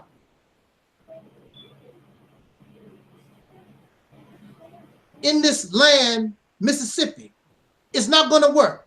We need our brothers and sisters to be men and women, and we need to unify and take the appropriate action. But once you do accomplish this, it's going to fall apart unless you have the right mindset. Because I'm gonna use the N word. The N word, people like with that mindset, you're not gonna get nothing done. And you can be comedic and you can be a Christian, but y'all still have that N word mindset. It's not gonna work. You have to go to our people who are already residents in the state of Mississippi. You have to go to them and explain to them that we have to change our mindset, that we have to have a certain morality, certain laws and things that we can and cannot do. And we got to get up out of this materialistic mindset that we've been given living in this racist nation, so materialistic, and learn how to be modest and just modest living and concentrate on the love that a man has for his wife, the love the wife has for her husband, and the family have for their children, grandma to the cousin and so forth. We need to concentrate on love for our personal self and stop tripping on cars and diamonds. When they talk about Africa, look, when they talk about Africa, they always talking about the diamonds and the gold and the oil, those things. You never hear them really, they don't talk about the love of the people. That's your greatest asset, is the love of the people. A diamond ring and oil and gold, they can't love you. It means nothing. That gold and diamonds, all that stuff, still going to be here when we dead and gone. But that connection that we have to our life, all those things are dead. All these things that we have out, all these things mean nothing if you're not connected to somebody that's alive. Brother Gary is more important to me than gold. Sister Rashida is more important to me than silver. Brother Talib is more important to me than money. All of you are more important to me than these material things. That's why I can come to you. You accept me how I am. That's why I can come on video with a suit on. And y'all know sometimes I come on video, ain't shaved in days. Because you accept me for the human being who I am. You love me for, if I got something, you love me if I don't. And if I don't have nothing, then you love me enough to share what you got with me. We all in this together as family. So within this state of Mississippi, there's a constant teaching, there's a constant bringing suggestion and advice to our people that we got to bring love to one another. We're not going to force, you don't want to force nothing on nobody. If they want to drink beer and get drunk and keep acting silly, so be it. They still want to do such, so be it. But we're trying to really reach the children, because the children are the main ones that's going to bring all this to fruition. The only thing we got to do is direct our children in the right direction, just like the racists did their children high up. Unfortunately, they directed their children in the wrong direction. We're going to do opposite than that. Don't you know how, oh, wow. Do you know how full of pride you would be? I know y'all talk about, again, the pyramids, and I heard the brothers talking about all these different things our people supposed to have done in the past or whatever. And you feel so good about that. But can you imagine the pride you would have when we are able to go to the Mississippi, and basically it's all soul brothers and sisters? We running the government, we running the politics, we growing our own food, we got all these thriving businesses, and all the other states, all the other people around the world looking at us. Here we are slaves. We was drug dealers and whoremongers and drunks. And here we are, but we can come together and create this state. And we got international trade going.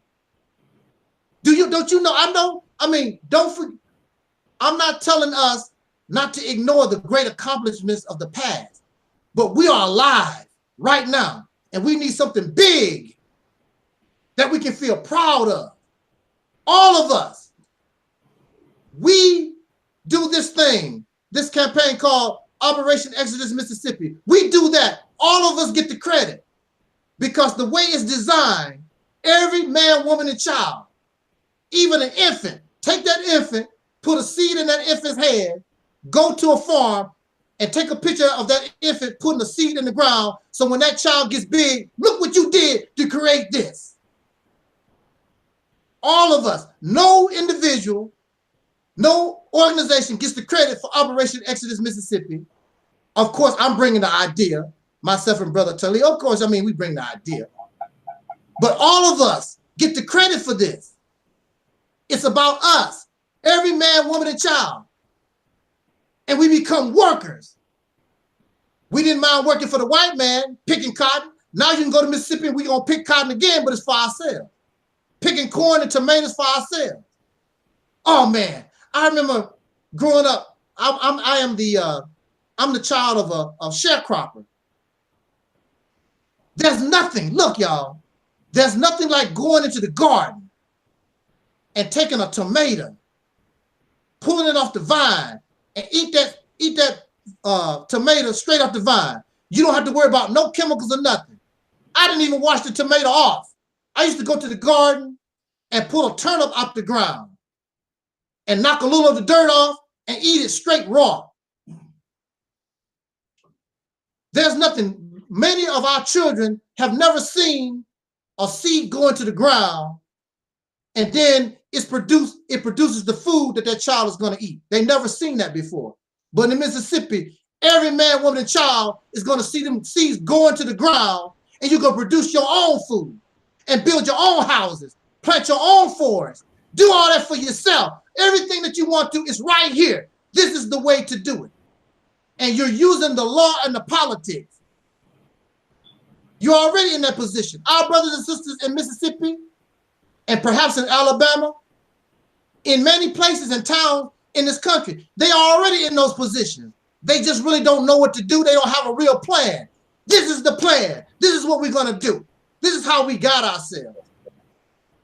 And if we do it, oh man, if the people from Kemet could come back, if the people from Timbuktu could come back and see what we have done in this modern time, they're going to say, damn, we built pyramids, but look what they done. And see, on top of that, look what you have done. You are in the process of destroying racism itself. That's what you're doing. You're creating a sanctuary state, a safe zone for all our people in the 48 states. If they get sick and tired of the hell they're catching in California or New York or Michigan, wherever they are, you create a savior and a sanctuary for our people. And when it gets too populated, then you put your eyes on the prize for Alabama and Georgia and Tennessee, wherever the sky's the limit. Least to say, for those of us who want to go back to the continent, now you're putting yourself in a position to go to the continent or wherever you want. You can do what we want to do. Create that nation to yourself. But the way that y'all doing it now, it's not going to get done. It's not going to get done. It's too small. We need something really, really big to get into this game. Something really, really big. And Operation Exodus Mississippi is that something that is really, really big. We got to think big. We have to use our brains. The only thing I'm doing right now is bringing the foundation because there's going to be obstacles, there's going to be problems. But see, it's not about me. I'm going to ask advice from Brother Gary. I'm going to get advice from Sister Rashida. I'm going to get advice from GL. I'm going to get advice from Brother Baraki. Oh, I said his name wrong. Bakar. See? You got me. We're going to get advice for each other. We have the talent to get this job done. But in these little groups and organizations, it's not going to get done. It's not enough. But we, as a people, we got electricians, we got carpenters, we got architects, we got all the tools, all the talent that we need in order to get this job done. Domestically and abroad, we can get the job done. But right now, like I told you, those of us who are alive today, the only thing we can do is get the process started. And really, to be quite honest, we're damaged goods because we're carrying the influence of living with races going on 500 years. We got all this little stuff that's messed up about us. But when you isolate your children from this bad, nasty society, and you deprive them of this detrimental behavior that they see around themselves, our children can get better. When you put children in a better environment, the children get better. Matter of fact, even if you put people, grown adults, as old as myself, when you put us in a better environment, we become better. The reason why the people keep getting worse and worse and worse is because they are in a nasty, filthy, corrupt environment. We are in toilet stools. And some of y'all think that your doo-doo don't stink. Doo-doo stink, okay? We all in the same toilet. Well, see, I don't stink like you do, but you stink. It don't make no difference about that. Well, you smell like pee-pee. Well, you smell like doo-doo. So what? We all in the same toilet. It don't make no difference. So we're damaged goods. So the only thing we can do is understand what we need to do in order to make our children better. And they will, and because we still influenced by the toilet, they're gonna be stinky. But as time goes on, and we do, like Spike Lee said, we continue to do the right thing, we start getting cleaner and cleaner and cleaner. And that's the purpose of religion, to make you clean, to make you a righteous person. And when you become clean and you become righteous, you bring into the heaven that your God talk about. You don't have to wait to die. It'll be heaven on earth right here. Do you know why you catching hell now? Because you got a hellified mind. You got a hellified mindset. But once that mindset change, once your mindset become heavenly, you're going to produce heaven. But since you have a devil type mentality, mindset, then the only thing you can produce is hell. And that's all you're going to get is hell. But this Operation Exodus Mississippi is taking us out of that. So what you're looking at is a metamorphosis that we have to come through. Because we're nasty and we're ugly right now. And some people think that caterpillars are ugly creatures. But soon they go and they spin a cocoon around themselves. And then out of that cocoon comes this beautiful creature called a butterfly. And this butterfly is able to defy gravity and fly into the heavens. That's what your scriptures is talking about. You are to go through a metamorphosis.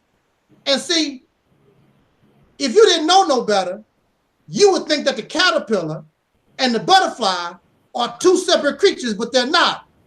The only thing happened was that the butterfly went through a metamorphosis. So we transfer from being the N word, I want to say it makes it more dramatic. We go from being the N word to your gods, to kings and queens for real. No more talk. You will be running a kingdom, the kingdom of heaven on earth. You'll be ruling. You'll be God, a God in heaven, because you produce a heaven on this planet. That's what you will be doing. You will be changing the direction of humanity all over this planet. And your scripture goes on to say, those of you who believe in scripture, it says there, it talks about the heaven on earth, that God wants to create a heaven on earth.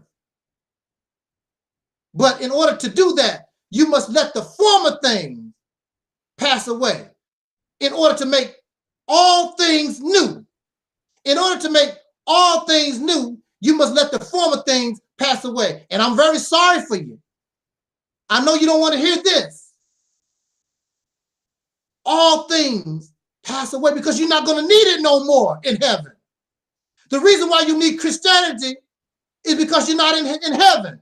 You go to heaven, you don't need Christianity no more.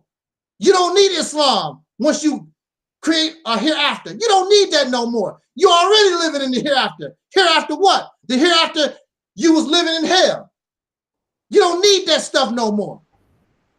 So we need to let all those former things pass away. Let it go. That's the reason why nothing new can come, because y'all hold on to something that is old. You're not going to need that no more.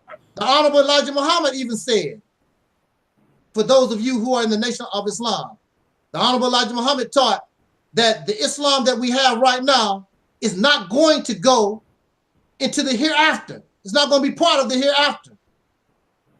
Because you're making something new. You're not going to need that no more. You're not going to, those are crutches. Those books was designed to put you in the situation that we're looking at right now. And you may not believe it or not. I am influenced by Quran. I am influenced by the Bible. My interpretation and the way I look at things is just different from the way that you do. And I'm telling you that your God has answered your prayers. Do you think that I'm smart enough to bring something like this to you? I ain't that smart, y'all. Taalik, are you that smart? No. Taalik, he said he ain't that smart either. So if you believe, so there's another thing in the Quran. The Quran said that God uses whom he pleases. So I know that you want maybe Minister Farrakhan to bring this message, or maybe Tariq Nasheed, or Cynthia G, or one of y'all other favorite folks, maybe even Sister Rashida. I know y'all probably wanted one of y'all favorites to bring this message, but it came through here. And God chooses whom he pleases. So it makes no difference about what you like and don't and dislike. God chose me to do this. God chose Taalik and me to get together one night and just throwing ideas around. And so this idea has influenced people like Brother Maurice Muhammad. Brother Maurice Muhammad loved the Nation of Islam. But I've never seen Brother Maurice Muhammad with the energy level and the vigor until he heard this idea of Operation Exodus Mississippi. Now he's all excited and full of energy. There's a reason for that, because we are on time. There was a subject that the Muslims used to say all the time: the time and what must be done. We have entered the time and what we are going to do and get it done. You should know, if you know what the time and must be done, then you should get the job done, or you're doing it. Why are we still doing things? Why are we still doing? What do you mean? If you know what the time is and what must be done, then do it. But clearly something is wrong here. It's not getting done. I will make all things new. So Operation Exodus Mississippi is just much more than a sanctuary city or a town or a state or even a safe haven. What you and I doing, what you and I, brothers and sisters, are actually doing, we are actually changing the world. We're changing the direction of humanity by our example and what we're doing in this effort, Operation. That's what you will be doing. You and I will be the catalyst and the foundation of heaven on earth. I don't know about the heaven after the heaven that you go to after you die. I don't know nothing about that. But I would guarantee you, once you create heaven on earth, you're not going to be in a rush to go to the heaven in the sky, because it's going to be real good and beautiful right here, living the only life that you know, because you don't know nothing about that. You hope after you die that you go to this wonderful place. And I hope that we do. But in the meantime, dealing with our reality and what we know, the same way that men created hell, we can create heaven. And the ones who can get the job done are those who are the descendants of slaves born in America, having dark skin, those of whom I call the people of soul. And the Bible said we are the meek that will inherit the earth. There's nobody more meek than a slave. Everything has been taken away from a slave. There's no more humility left. Everything has been, your humanity, your being ashamed, everything has been taken away from you. There's no more person on this planet more meek than a slave. And the meek shall inherit the earth. And here we are, we've been given the tools to get that job done.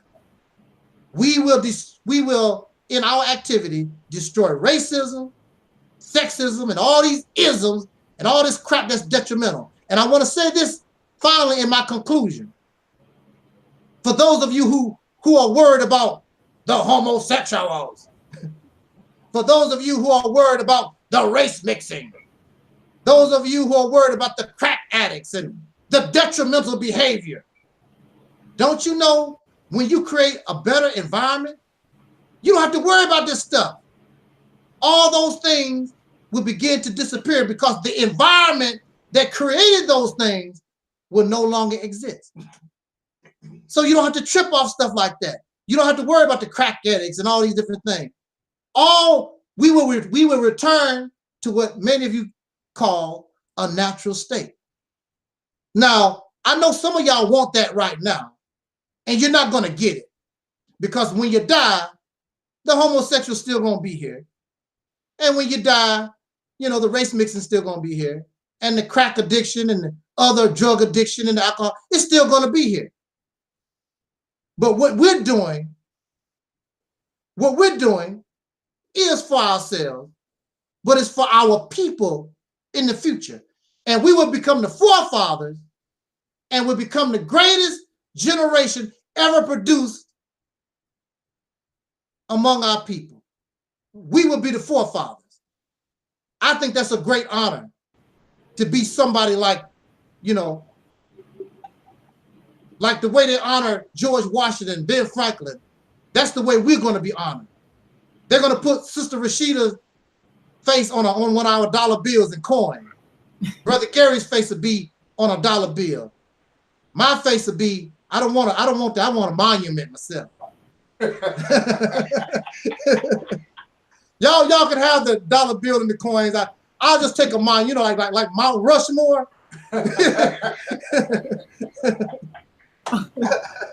Wow. You know, I'll take that, you know.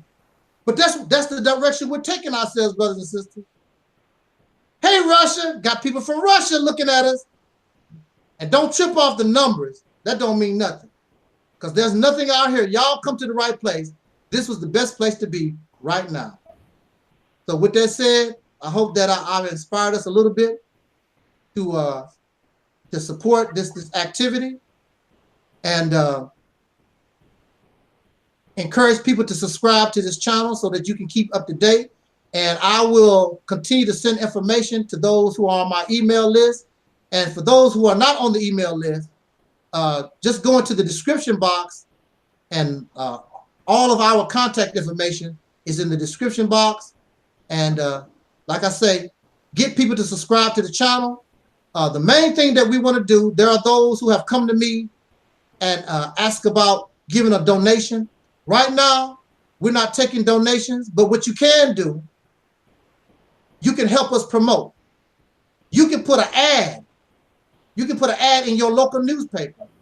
You can make a YouTube video. You can send the information to your church or some club. It's about promotion.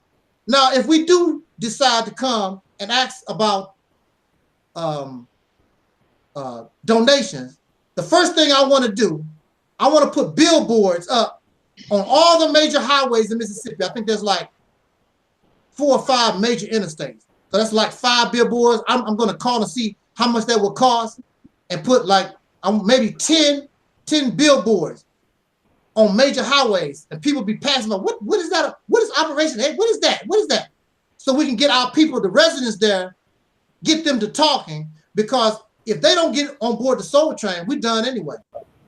But I truly believe I have a really, really good feeling because I started not to really officially kick this off. But after I met Sister Rashida personally, And after some other things that has happened, I said, well, why not go for it? And I placed the, oh, how can I forget this? And I hope Brother Omar Shabazz is here. I really want to send a shout out to Brother Omar Shabazz for that beautiful, I think it's a beautiful promotional video that we played, you know, before we came on air. I think that was the bomb. I'm gonna tell you, Brother Omar, when I first saw that video, the first time I saw it, tears started coming out of my eyes. I was like, wow, this is magnificent. Nothing is better than this Operation Exodus Mississippi. This is the real solution. I'm available to anybody to have a debate. You're not gonna last long. You're not gonna last long because this idea encompasses so much. It sort of reminds me of Bruce Lee's Yeet Kune Do. You know, having no form. It just fits. Whatever, it's like water. Whatever vessel it falls into, it just takes the shape of that. And all these other things are just so rigid. Not only are they rigid, but brothers and sisters, it's not enough. We need something big to get into this sick game called race. We need something really big. Something big that it can inspire the 40 to 70 million soul brothers and sisters in this nation. Something big that we can be proud of.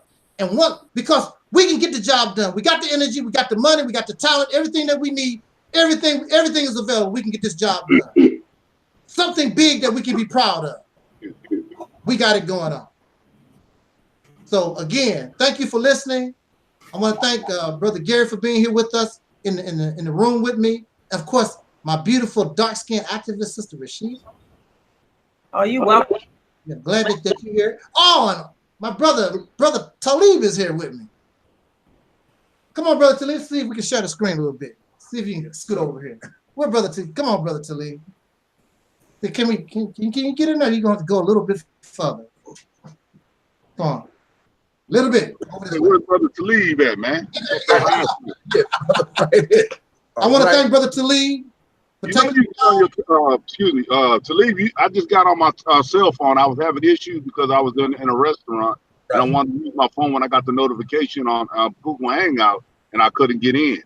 Right. So I'm just letting you know you can get on the phone as well. Use your personal phone as if, I mean, I ain't trying to tell y'all what you do. I was just giving you a suggestion. No, we need that information because I don't know how you do it. Do what now?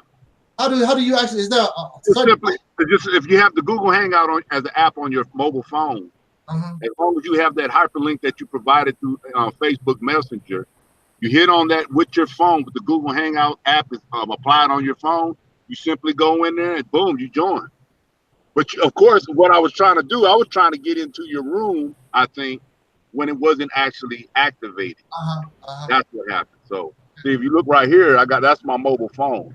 The one I'm speaking right now is through my laptop. Okay. Just let you know for future thing, man. But go ahead and continue. I don't want to disrupt y'all things as I already did. Yeah, appreciate you, Brother Gary. Yeah, we needed that information. Hey man, that was excellent. Hey man, excellent. Now that was outstanding, man. A good detailed I wouldn't even call it a summary, a run through about the synopsis about what Exodus Mississippi is all about. What else? And I think that was a good job, man. I mean, I've learned more about it than I had the previous times that I have or engaged in listening to. I mean, you did a good job then, but this right here outlined and detailed and highlighted about a lot of the campaign that y'all are trying to spearhead through. So good job on that, brother. I just want to continue on that. But I'm not trying to butter you up or anything. You know me. But good job on detailing it, brother. You still have some butter over here, brother. Good God Almighty, man. Good job, man. Thank you. Oh, matter of fact, Brother Gary, while I got you here, you know, I got to have you as a special guest. You remember that now? Absolutely. I'll talk, okay? Absolutely. I don't think there's no need for me to say anything or whatever. I know, you know me and whatever and stuff. There's nothing I can say, but just sit back and listen. Learn more each and every time that, you know, when I listen to y'all, and that's all I can do. You know, if I have something to input that I can contribute, by all means, I would say so. Yes, sir. Yes, sir. Better believe it. Billy looking over there like, man, you mean bugging somebody, man. Do your thing, man. Oh, wait a minute. All right, y'all got my full attention. It's not like that. It's all good, brother. Hey, you know, Taalik just roll that way, man. Yeah. I'm a nice guy, you know. Hey, bro, what do you, man? I mean, Brother Taalik broke that down. That was real good. If you don't mind, I don't know if you have something to say before I say anything, but what do you have to add on to what Brother Taalik was talking about? Excellent, man. Thank you. Hey. What I want to add on to it is that basically, you know, the stuff I even be pointing out in my own videos or on Hangout, that basically comes all together, you know, under one umbrella. But I want to just say this, that this is important because right now I live in the state of Nebraska, okay?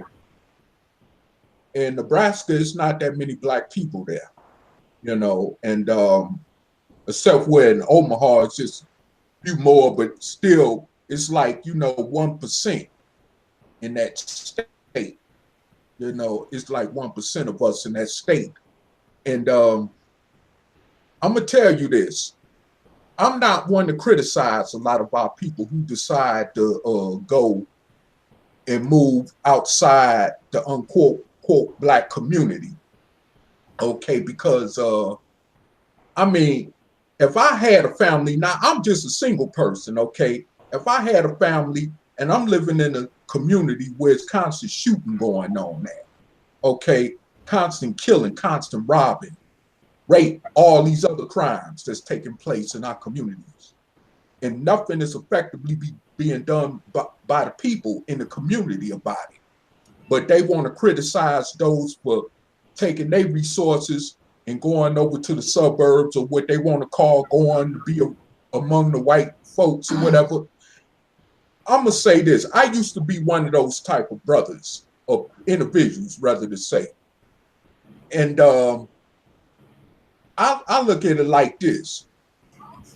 If a person needs to be safe, especially raising kids, you know what I'm saying, without them going out in the front yard worrying about if they gonna be caught up in the slew of bullets because of a shootout between some niggas over drug territory or whatever the case is, or their grandmother can't go out and empty the garbage can because she might get raped at 71. You know, I'm talking about stuff now as far as where I come from originally, okay?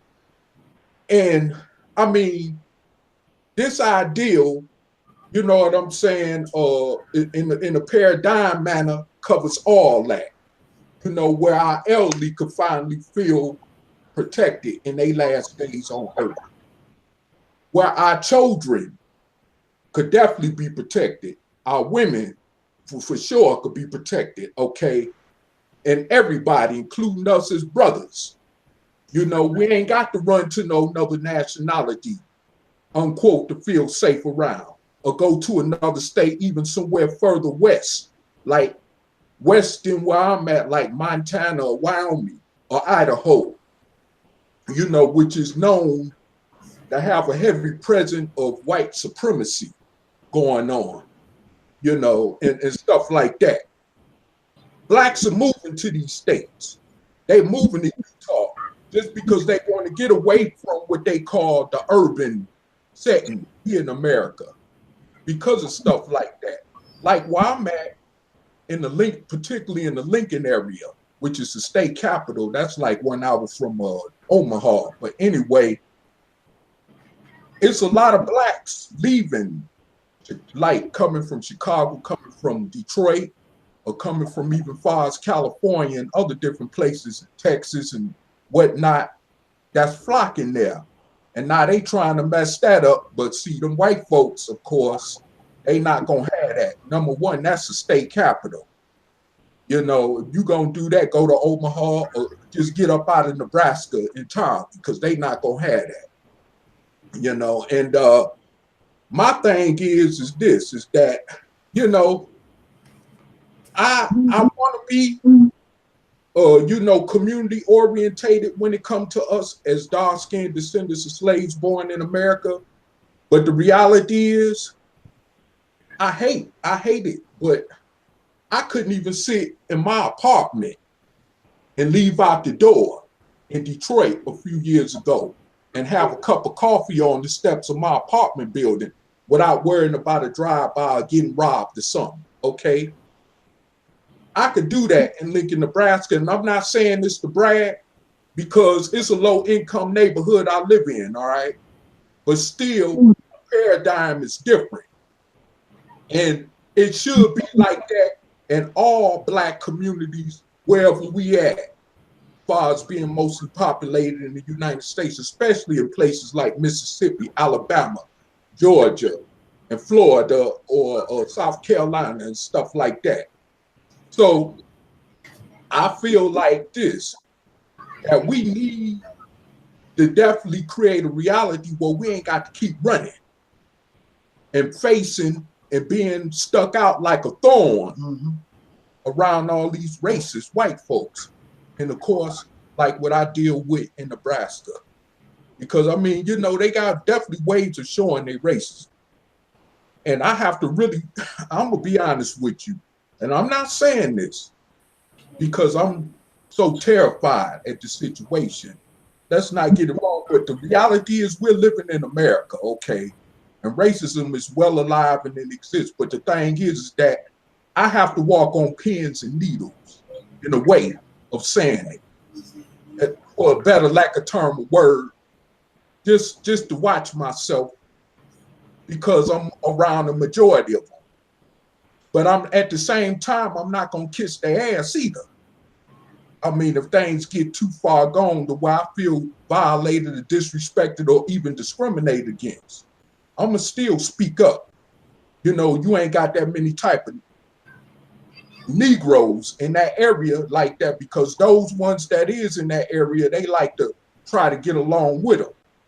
You know what I'm saying? But see, I mean, but I still try to deal with them on a diplomatic level without me having to resort to what they think we are anyway, when they stereotype us as being violent, when they stereotype us as being aggressive, you know. But I do what I need to do to abide by the laws and do what I need to do while I'm there, okay? But like I said, if we develop this reality called Operation Exodus Mississippi by straight up getting it off the ground and actually putting it at task as far as emotion of this becoming a real reality where people can look forward to, you know what I'm saying? I think even the Black people that's in certain parts like Walmart, Nebraska, Wyoming, Idaho, Oregon, they'll flock toward Mississippi, you know. Excuse my sweating, it's so daggone hot up here.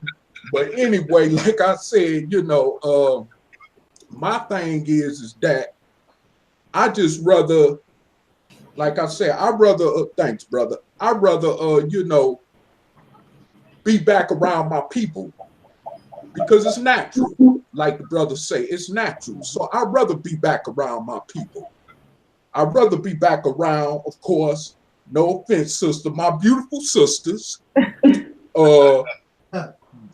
and even younger generation, you know, who I miss, you know, that's in the category of my people like my grandniece that I could watch grow up, you know, and not grow up as thugs and criminals and all that kind of stuff, you know. And this reality, Operation Exodus Mississippi, calls for that. And so this is what I want. And I mean, I'm gonna tell you right now, this thing get to popping for real, like I said, as far as getting off the ground, I'm making immediate prompt reservations to get up out of Nebraska to come back east. You know, because I mean, I'm really tired of living just, you know, I want to, you know, and maybe and being in my early 50s, I'm able to say that I stand more of a chance being longer on Earth than I would have if I'd have stayed in Detroit, or if I'd have stayed in Lexington, Kentucky, or Toledo, Ohio, or something like that, you know, because of the demographics of what goes on in them type of places that I just, but you know, like I said, I shouldn't have to go around white folks to feel that way. I shouldn't have to go around Asians to feel that way. I should be able to be around my own people feeling that way. You know, especially if I only got 20 or 30 more years to live at the age I am anyway, and at the age that Brother Taalik is. Why are you mentioning mine? Oh, excuse me, brother. Well, I mean, the same age bracket. I just put it that way. All right, brother. All right, no offense, but yeah, okay, I got you. But yeah, I mean, it's like, man, but I'm serious though. I mean, it's all about love and unity. Yes. For us as a people, you know. I mean, the haves and the have-nots. It's all about, like you say, us not degrading each other because we have less, or judging each other about how much more we got and all that. See, integration, that really opened up, integration opened up the doors for that. No disrespect to our dark-skinned ancestors of the civil rights generation, but integration, unfortunately, opened up them doors, which more so divided us on class levels. So by that happening, you know what I'm saying? I feel like this.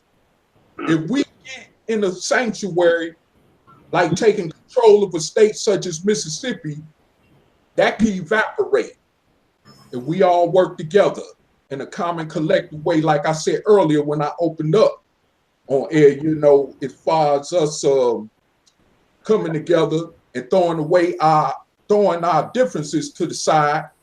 And like I heard the sister speaking earlier, you know, even if we disagree with each other, still agree with each other on which could help us to go down that road to where it'll be a light at the end of the tunnel, especially for our future generations. And that's what that's about.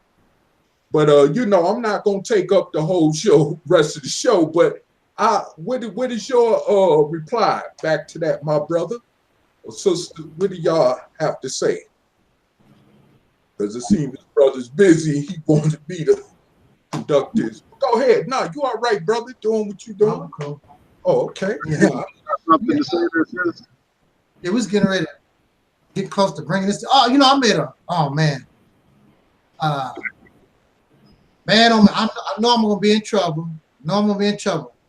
With the women. I want to send a shout out to my sister Ann. She's in the chat room. Got to send out shout out to Sister Ann. Should have done that in the beginning. How could I didn't mention Sister Ann. I know I didn't. I meant you. I'm sorry, Sister Ann. I'm sorry. And you know, and I didn't send a shout out to my Sister Noble. Sister Noble Levine. I'm in trouble. I know I'm gonna get it. And I know they're gonna.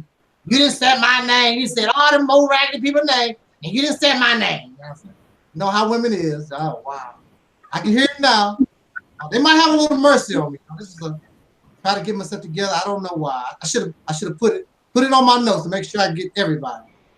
But yeah, we're getting ready to flow out of here. But I want to also give my. I just want to say one thing. Hey, see this button on this brother here? Lift up and let me see the button. Malcolm, of course. Yeah, this button with Malcolm. I just want to say one positive thing about the state of Nebraska is that I'm proud to at least be living, even though I'm living in a majority white populated state, like I say, but in a way it makes me feel proud because a brother like this was produced there. Not too many people know that, but he was before he became Detroit Red. Lincoln? No, it was Omaha. Oh, Omaha. And they do got a community center named after him and some type of kind of monument in the house born in Omaha. If you ever pass through while you on the road, brother, you might want to stop and check that out in Omaha. You too. Okay. And with that said, we're gonna pass the mic and see get the last few words from my sister Rashida. Sister Rashida, mic belongs to you, sister. Well, thank you. I just want to say I really enjoyed listening to what everybody has to say. I'm actually looking forward. I'm a super detail-oriented person. So now that you've opened up, you know, the foundation of what Operation Mississippi is all about, summarized it, I'm looking forward to an in-depth look at it in terms of the details of how everything will be mapped out, because I think it's a, you know, just listening to what you're saying, listening to the brothers speak. There's a lot of Black people all around the United States that want out of whatever. So a lot of us are in misery. Yes. So, I mean, we talk about the next generation. I mean, it seems to me it's getting more miserable as the generations go on. And that's the irony is, you know, you talk about the civil rights movement, which I do respect all the brothers and sisters who sacrificed and did what they needed to do for Black people. But like the brother just pointed out, one of the impact of the civil rights movement was a class system. And I'm not too sure if we would have avoided that living in America. I'm not too sure, but that's a very good point. There's so many thought-provoking things that came up. So all of this makes me want to know the details, the how, when, what, who, the details of how this stuff will be mapped out. So I'm very interested in that next chapter in the Operation Mississippi campaign. I'm interested. Can you help me? Well said. Hey, remember 11 years, Taalik, you don't even realize, man, on YouTube, when 11 years ago, when you conducted your first radio show on Blog Talk Radio. Can you y'all hear me? Yeah, Yes, sir. I think it was 11 years ago, and it was me and you had a little, we were bumping heads a little bit over some goddamn, over potato salad, basically, over the Loon Moon. Yeah, the lunar, yeah. Yeah, we kind of went at it. It wasn't real serious. And then after a week, you made a video of me, I made a video of you, and then we set aside, we reconciled, and then you got me on the talk show. But the thing that I was discussing, and I've said this about 3 months ago when I was in that hotel and what have you, stuff, when I was talking about reactionary and proactive. Yeah. You were speaking about it, you know, just as your personal progression that you have transformed yourself as I have, and as brother, you know, because me and brother Taalik come back from the school of a teacher back 25 years ago, and we kind of emancipated ourselves from it. But I was speaking about what you touched on is that you had to get rid of a lot of the symbolic speak talk that was reactionary, but it wasn't tangible. It didn't have no effect in the reality because, like I said, a lot of times as a group of people historically here in the United States for centuries, is that, I mean, we're a deprived people historically, systematically, institutionally, evasive, implicitly, explicitly. We tend to retreat and seek refuge to an idealistic canopy. A lot of us do. And remember, and I'm speaking about, like when you're speaking about integration about Martin Luther King to lead, I was speaking on that radio talk show 11 years ago that us Black folks, we tend to seek refuge. When we can't do things against the government or respond or elevate ourselves from it, we tend to retreat to objectification, not objectification like you do in scholarship, but objectification on where we treat things that are untangible, things that are abstract concepts that we can't touch, but yet we worship and we treat it as if it's something that is concrete. You know what I'm saying? And brother Taalik was just saying, you know, like the white man and this and that. I was like that 15 years ago. about the chakras and kundalinis, and not to dismiss those kind of things. Those things are very good metaphysically, but those things are subjective, and I believe that relies on personal or personal testimony, and those things are arbitrary.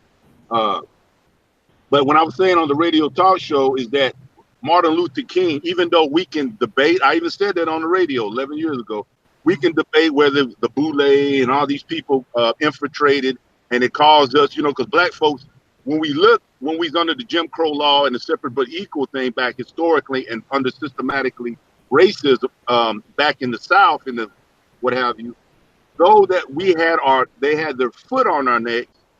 When we look at the family unit, our occupation, our education, because in our education back in segregation is that the school boards had black folks teaching under segregation.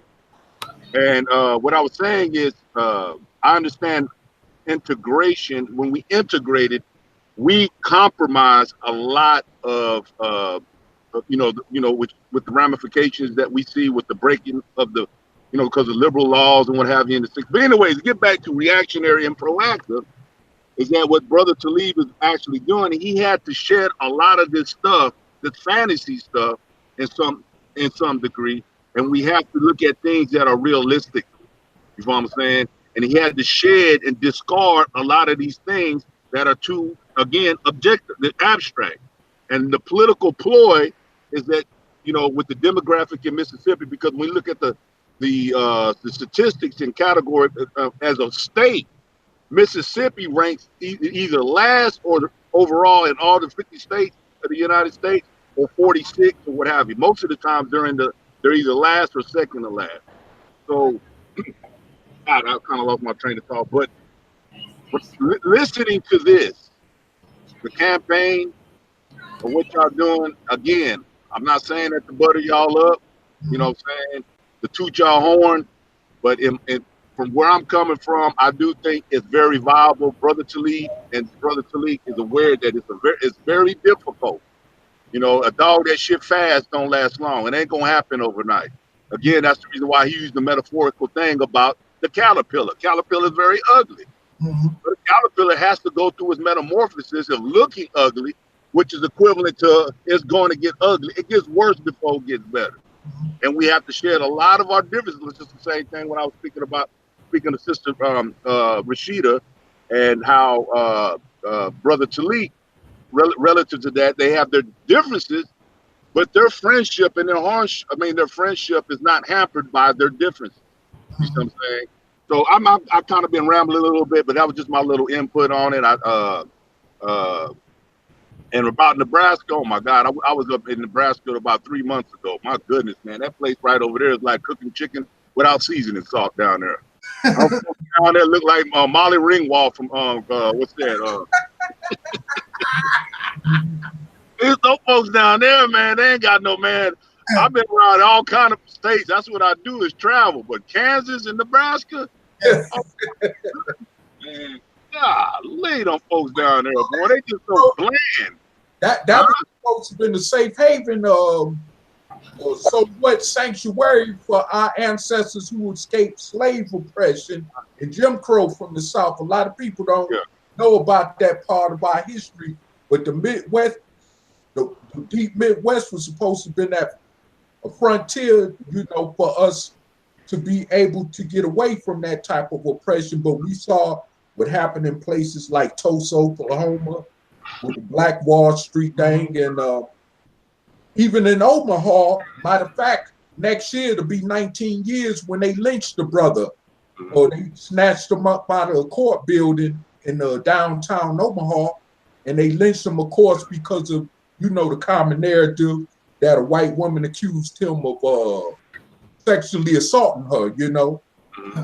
And a matter of fact, if you look at that picture where you show the brother's corpse being burnt, where he's laying back, not the brother that's hanging, that one was in Texas, but one where the brother is laying back, you know what I'm saying, after they done burnt them and mutilated them, that was in Omaha.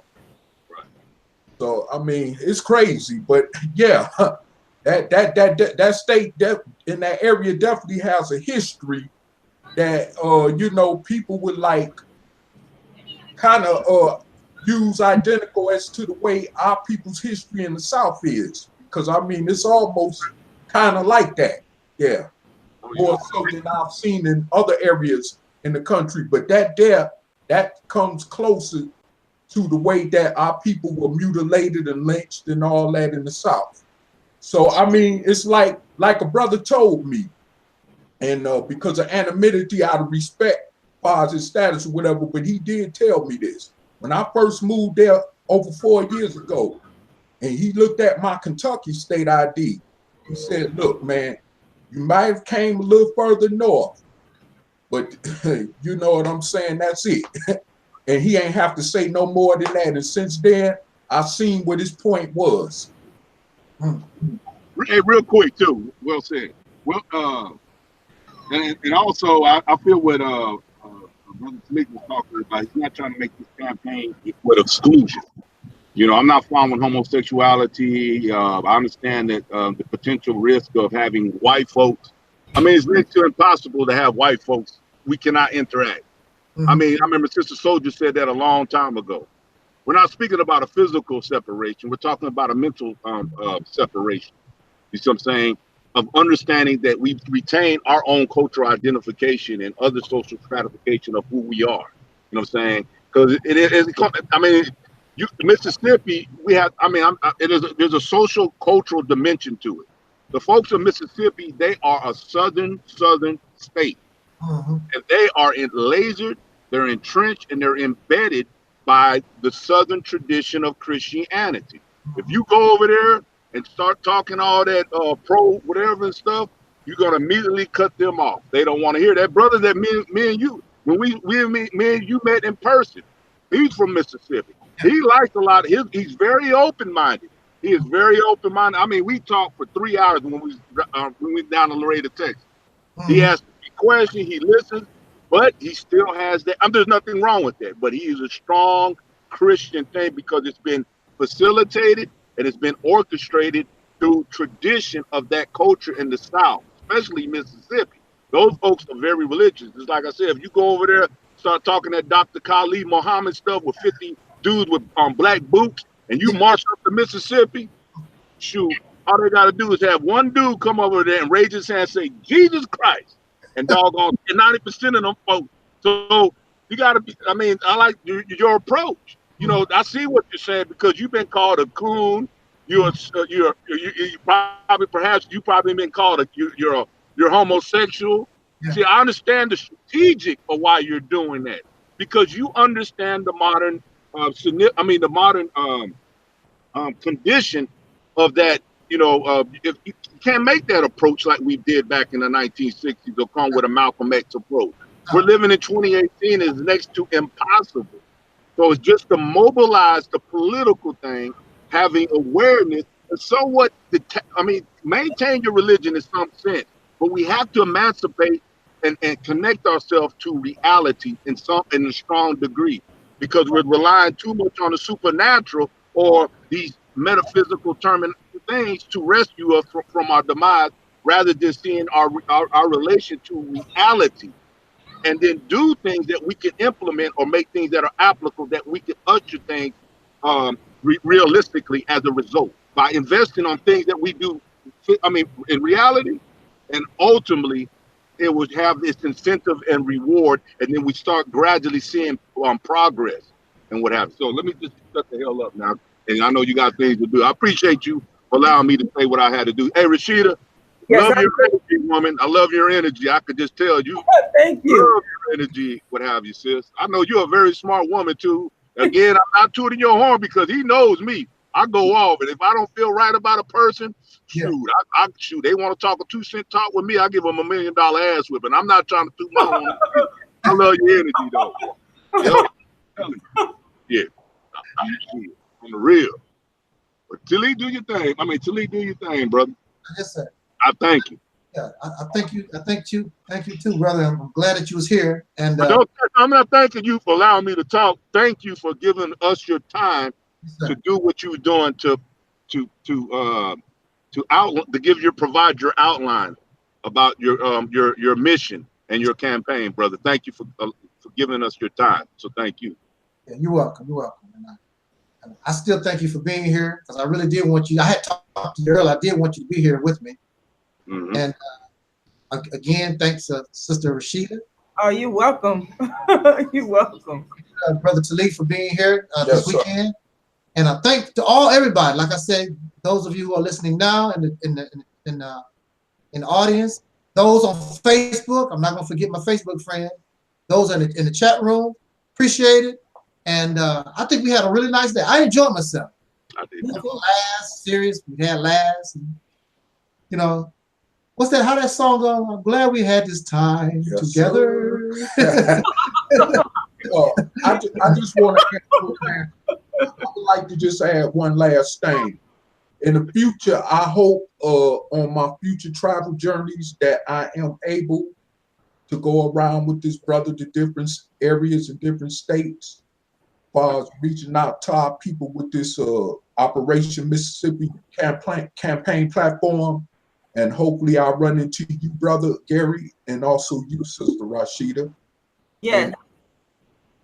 Because I mean, people that are like y'all, that are in sync totally with what we're doing commonly, it's a common accord, collective thing. I don't mind dealing with y'all. I mean, I'm gonna just say this straight up. I told Brother Taalik this, and I'm not gonna be shy of this, but I don't care to be dealing with a whole bunch of Negroes at this point. Because of our people's mental condition. I seen it even in traveling here.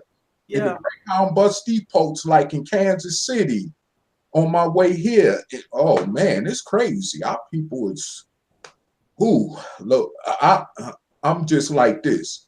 The only thing I could do is, like I still been doing, is just be patient and deal with our people and hope that we get this thing going as far as getting this campaign of Operation Exodus Mississippi off the ground, so that we can actually build a new reality and we can live finally in peace among each other, instead of talking about so much trying to live in peace with other people who don't obviously want to live in peace with us.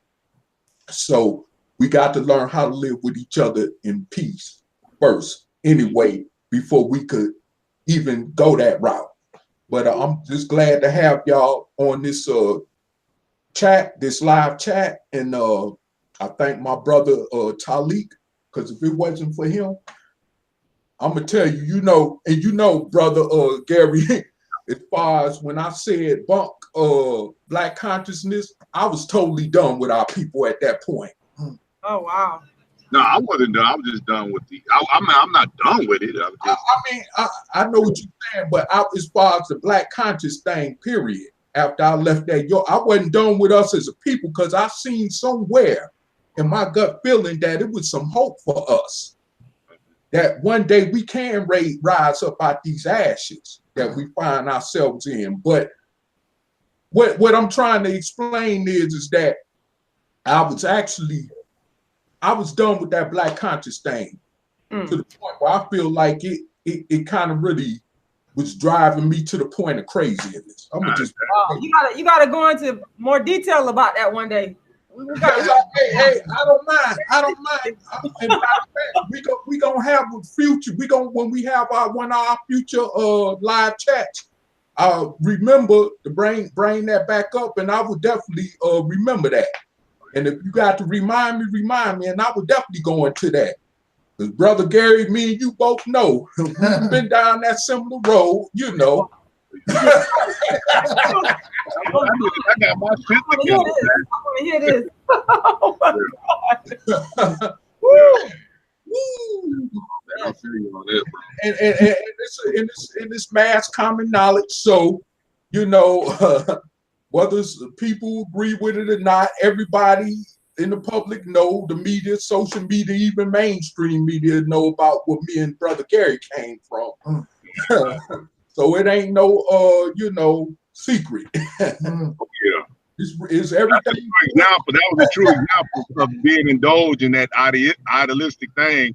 Yeah. Being embedded in that kind of stuff, but then in reality, shit, our world was in a disarray. And then when I emancipated myself from it, man, I mean, I prospered. And that's my biggest thing is I try to tell everybody, man, get your shit right first. Right. You know, I focus just like he was saying. I mean, I got that video when I was speaking about the white man. I mean, get yourself right first. You know what I'm saying? Empower yourself and what have you. I detached myself from focus on what was I doing? I was, you know, and a lot of my brothers and sisters, man. I mean, back in 2000, what these cats are doing, hell, I was with Lord Abba, Sabir Bey, and King Noble, Saab Netter back in 2000 and shit, man. And this was in 2000, not 2008. But anyway, I'm talking. Brother Taalik got something he got to do. I'll get the Bro, once again, we'll talk about that later on. Once again, Brother Gary, it's my pleasure. And also, Rashida, it's my pleasure also. And we will be getting together, hopefully in the future, definitely. All right. And y'all have a good one there, Rashida. Yes, Taalik, sir. Brother Taalik. Right. Peace and love, man. Y'all and ladies.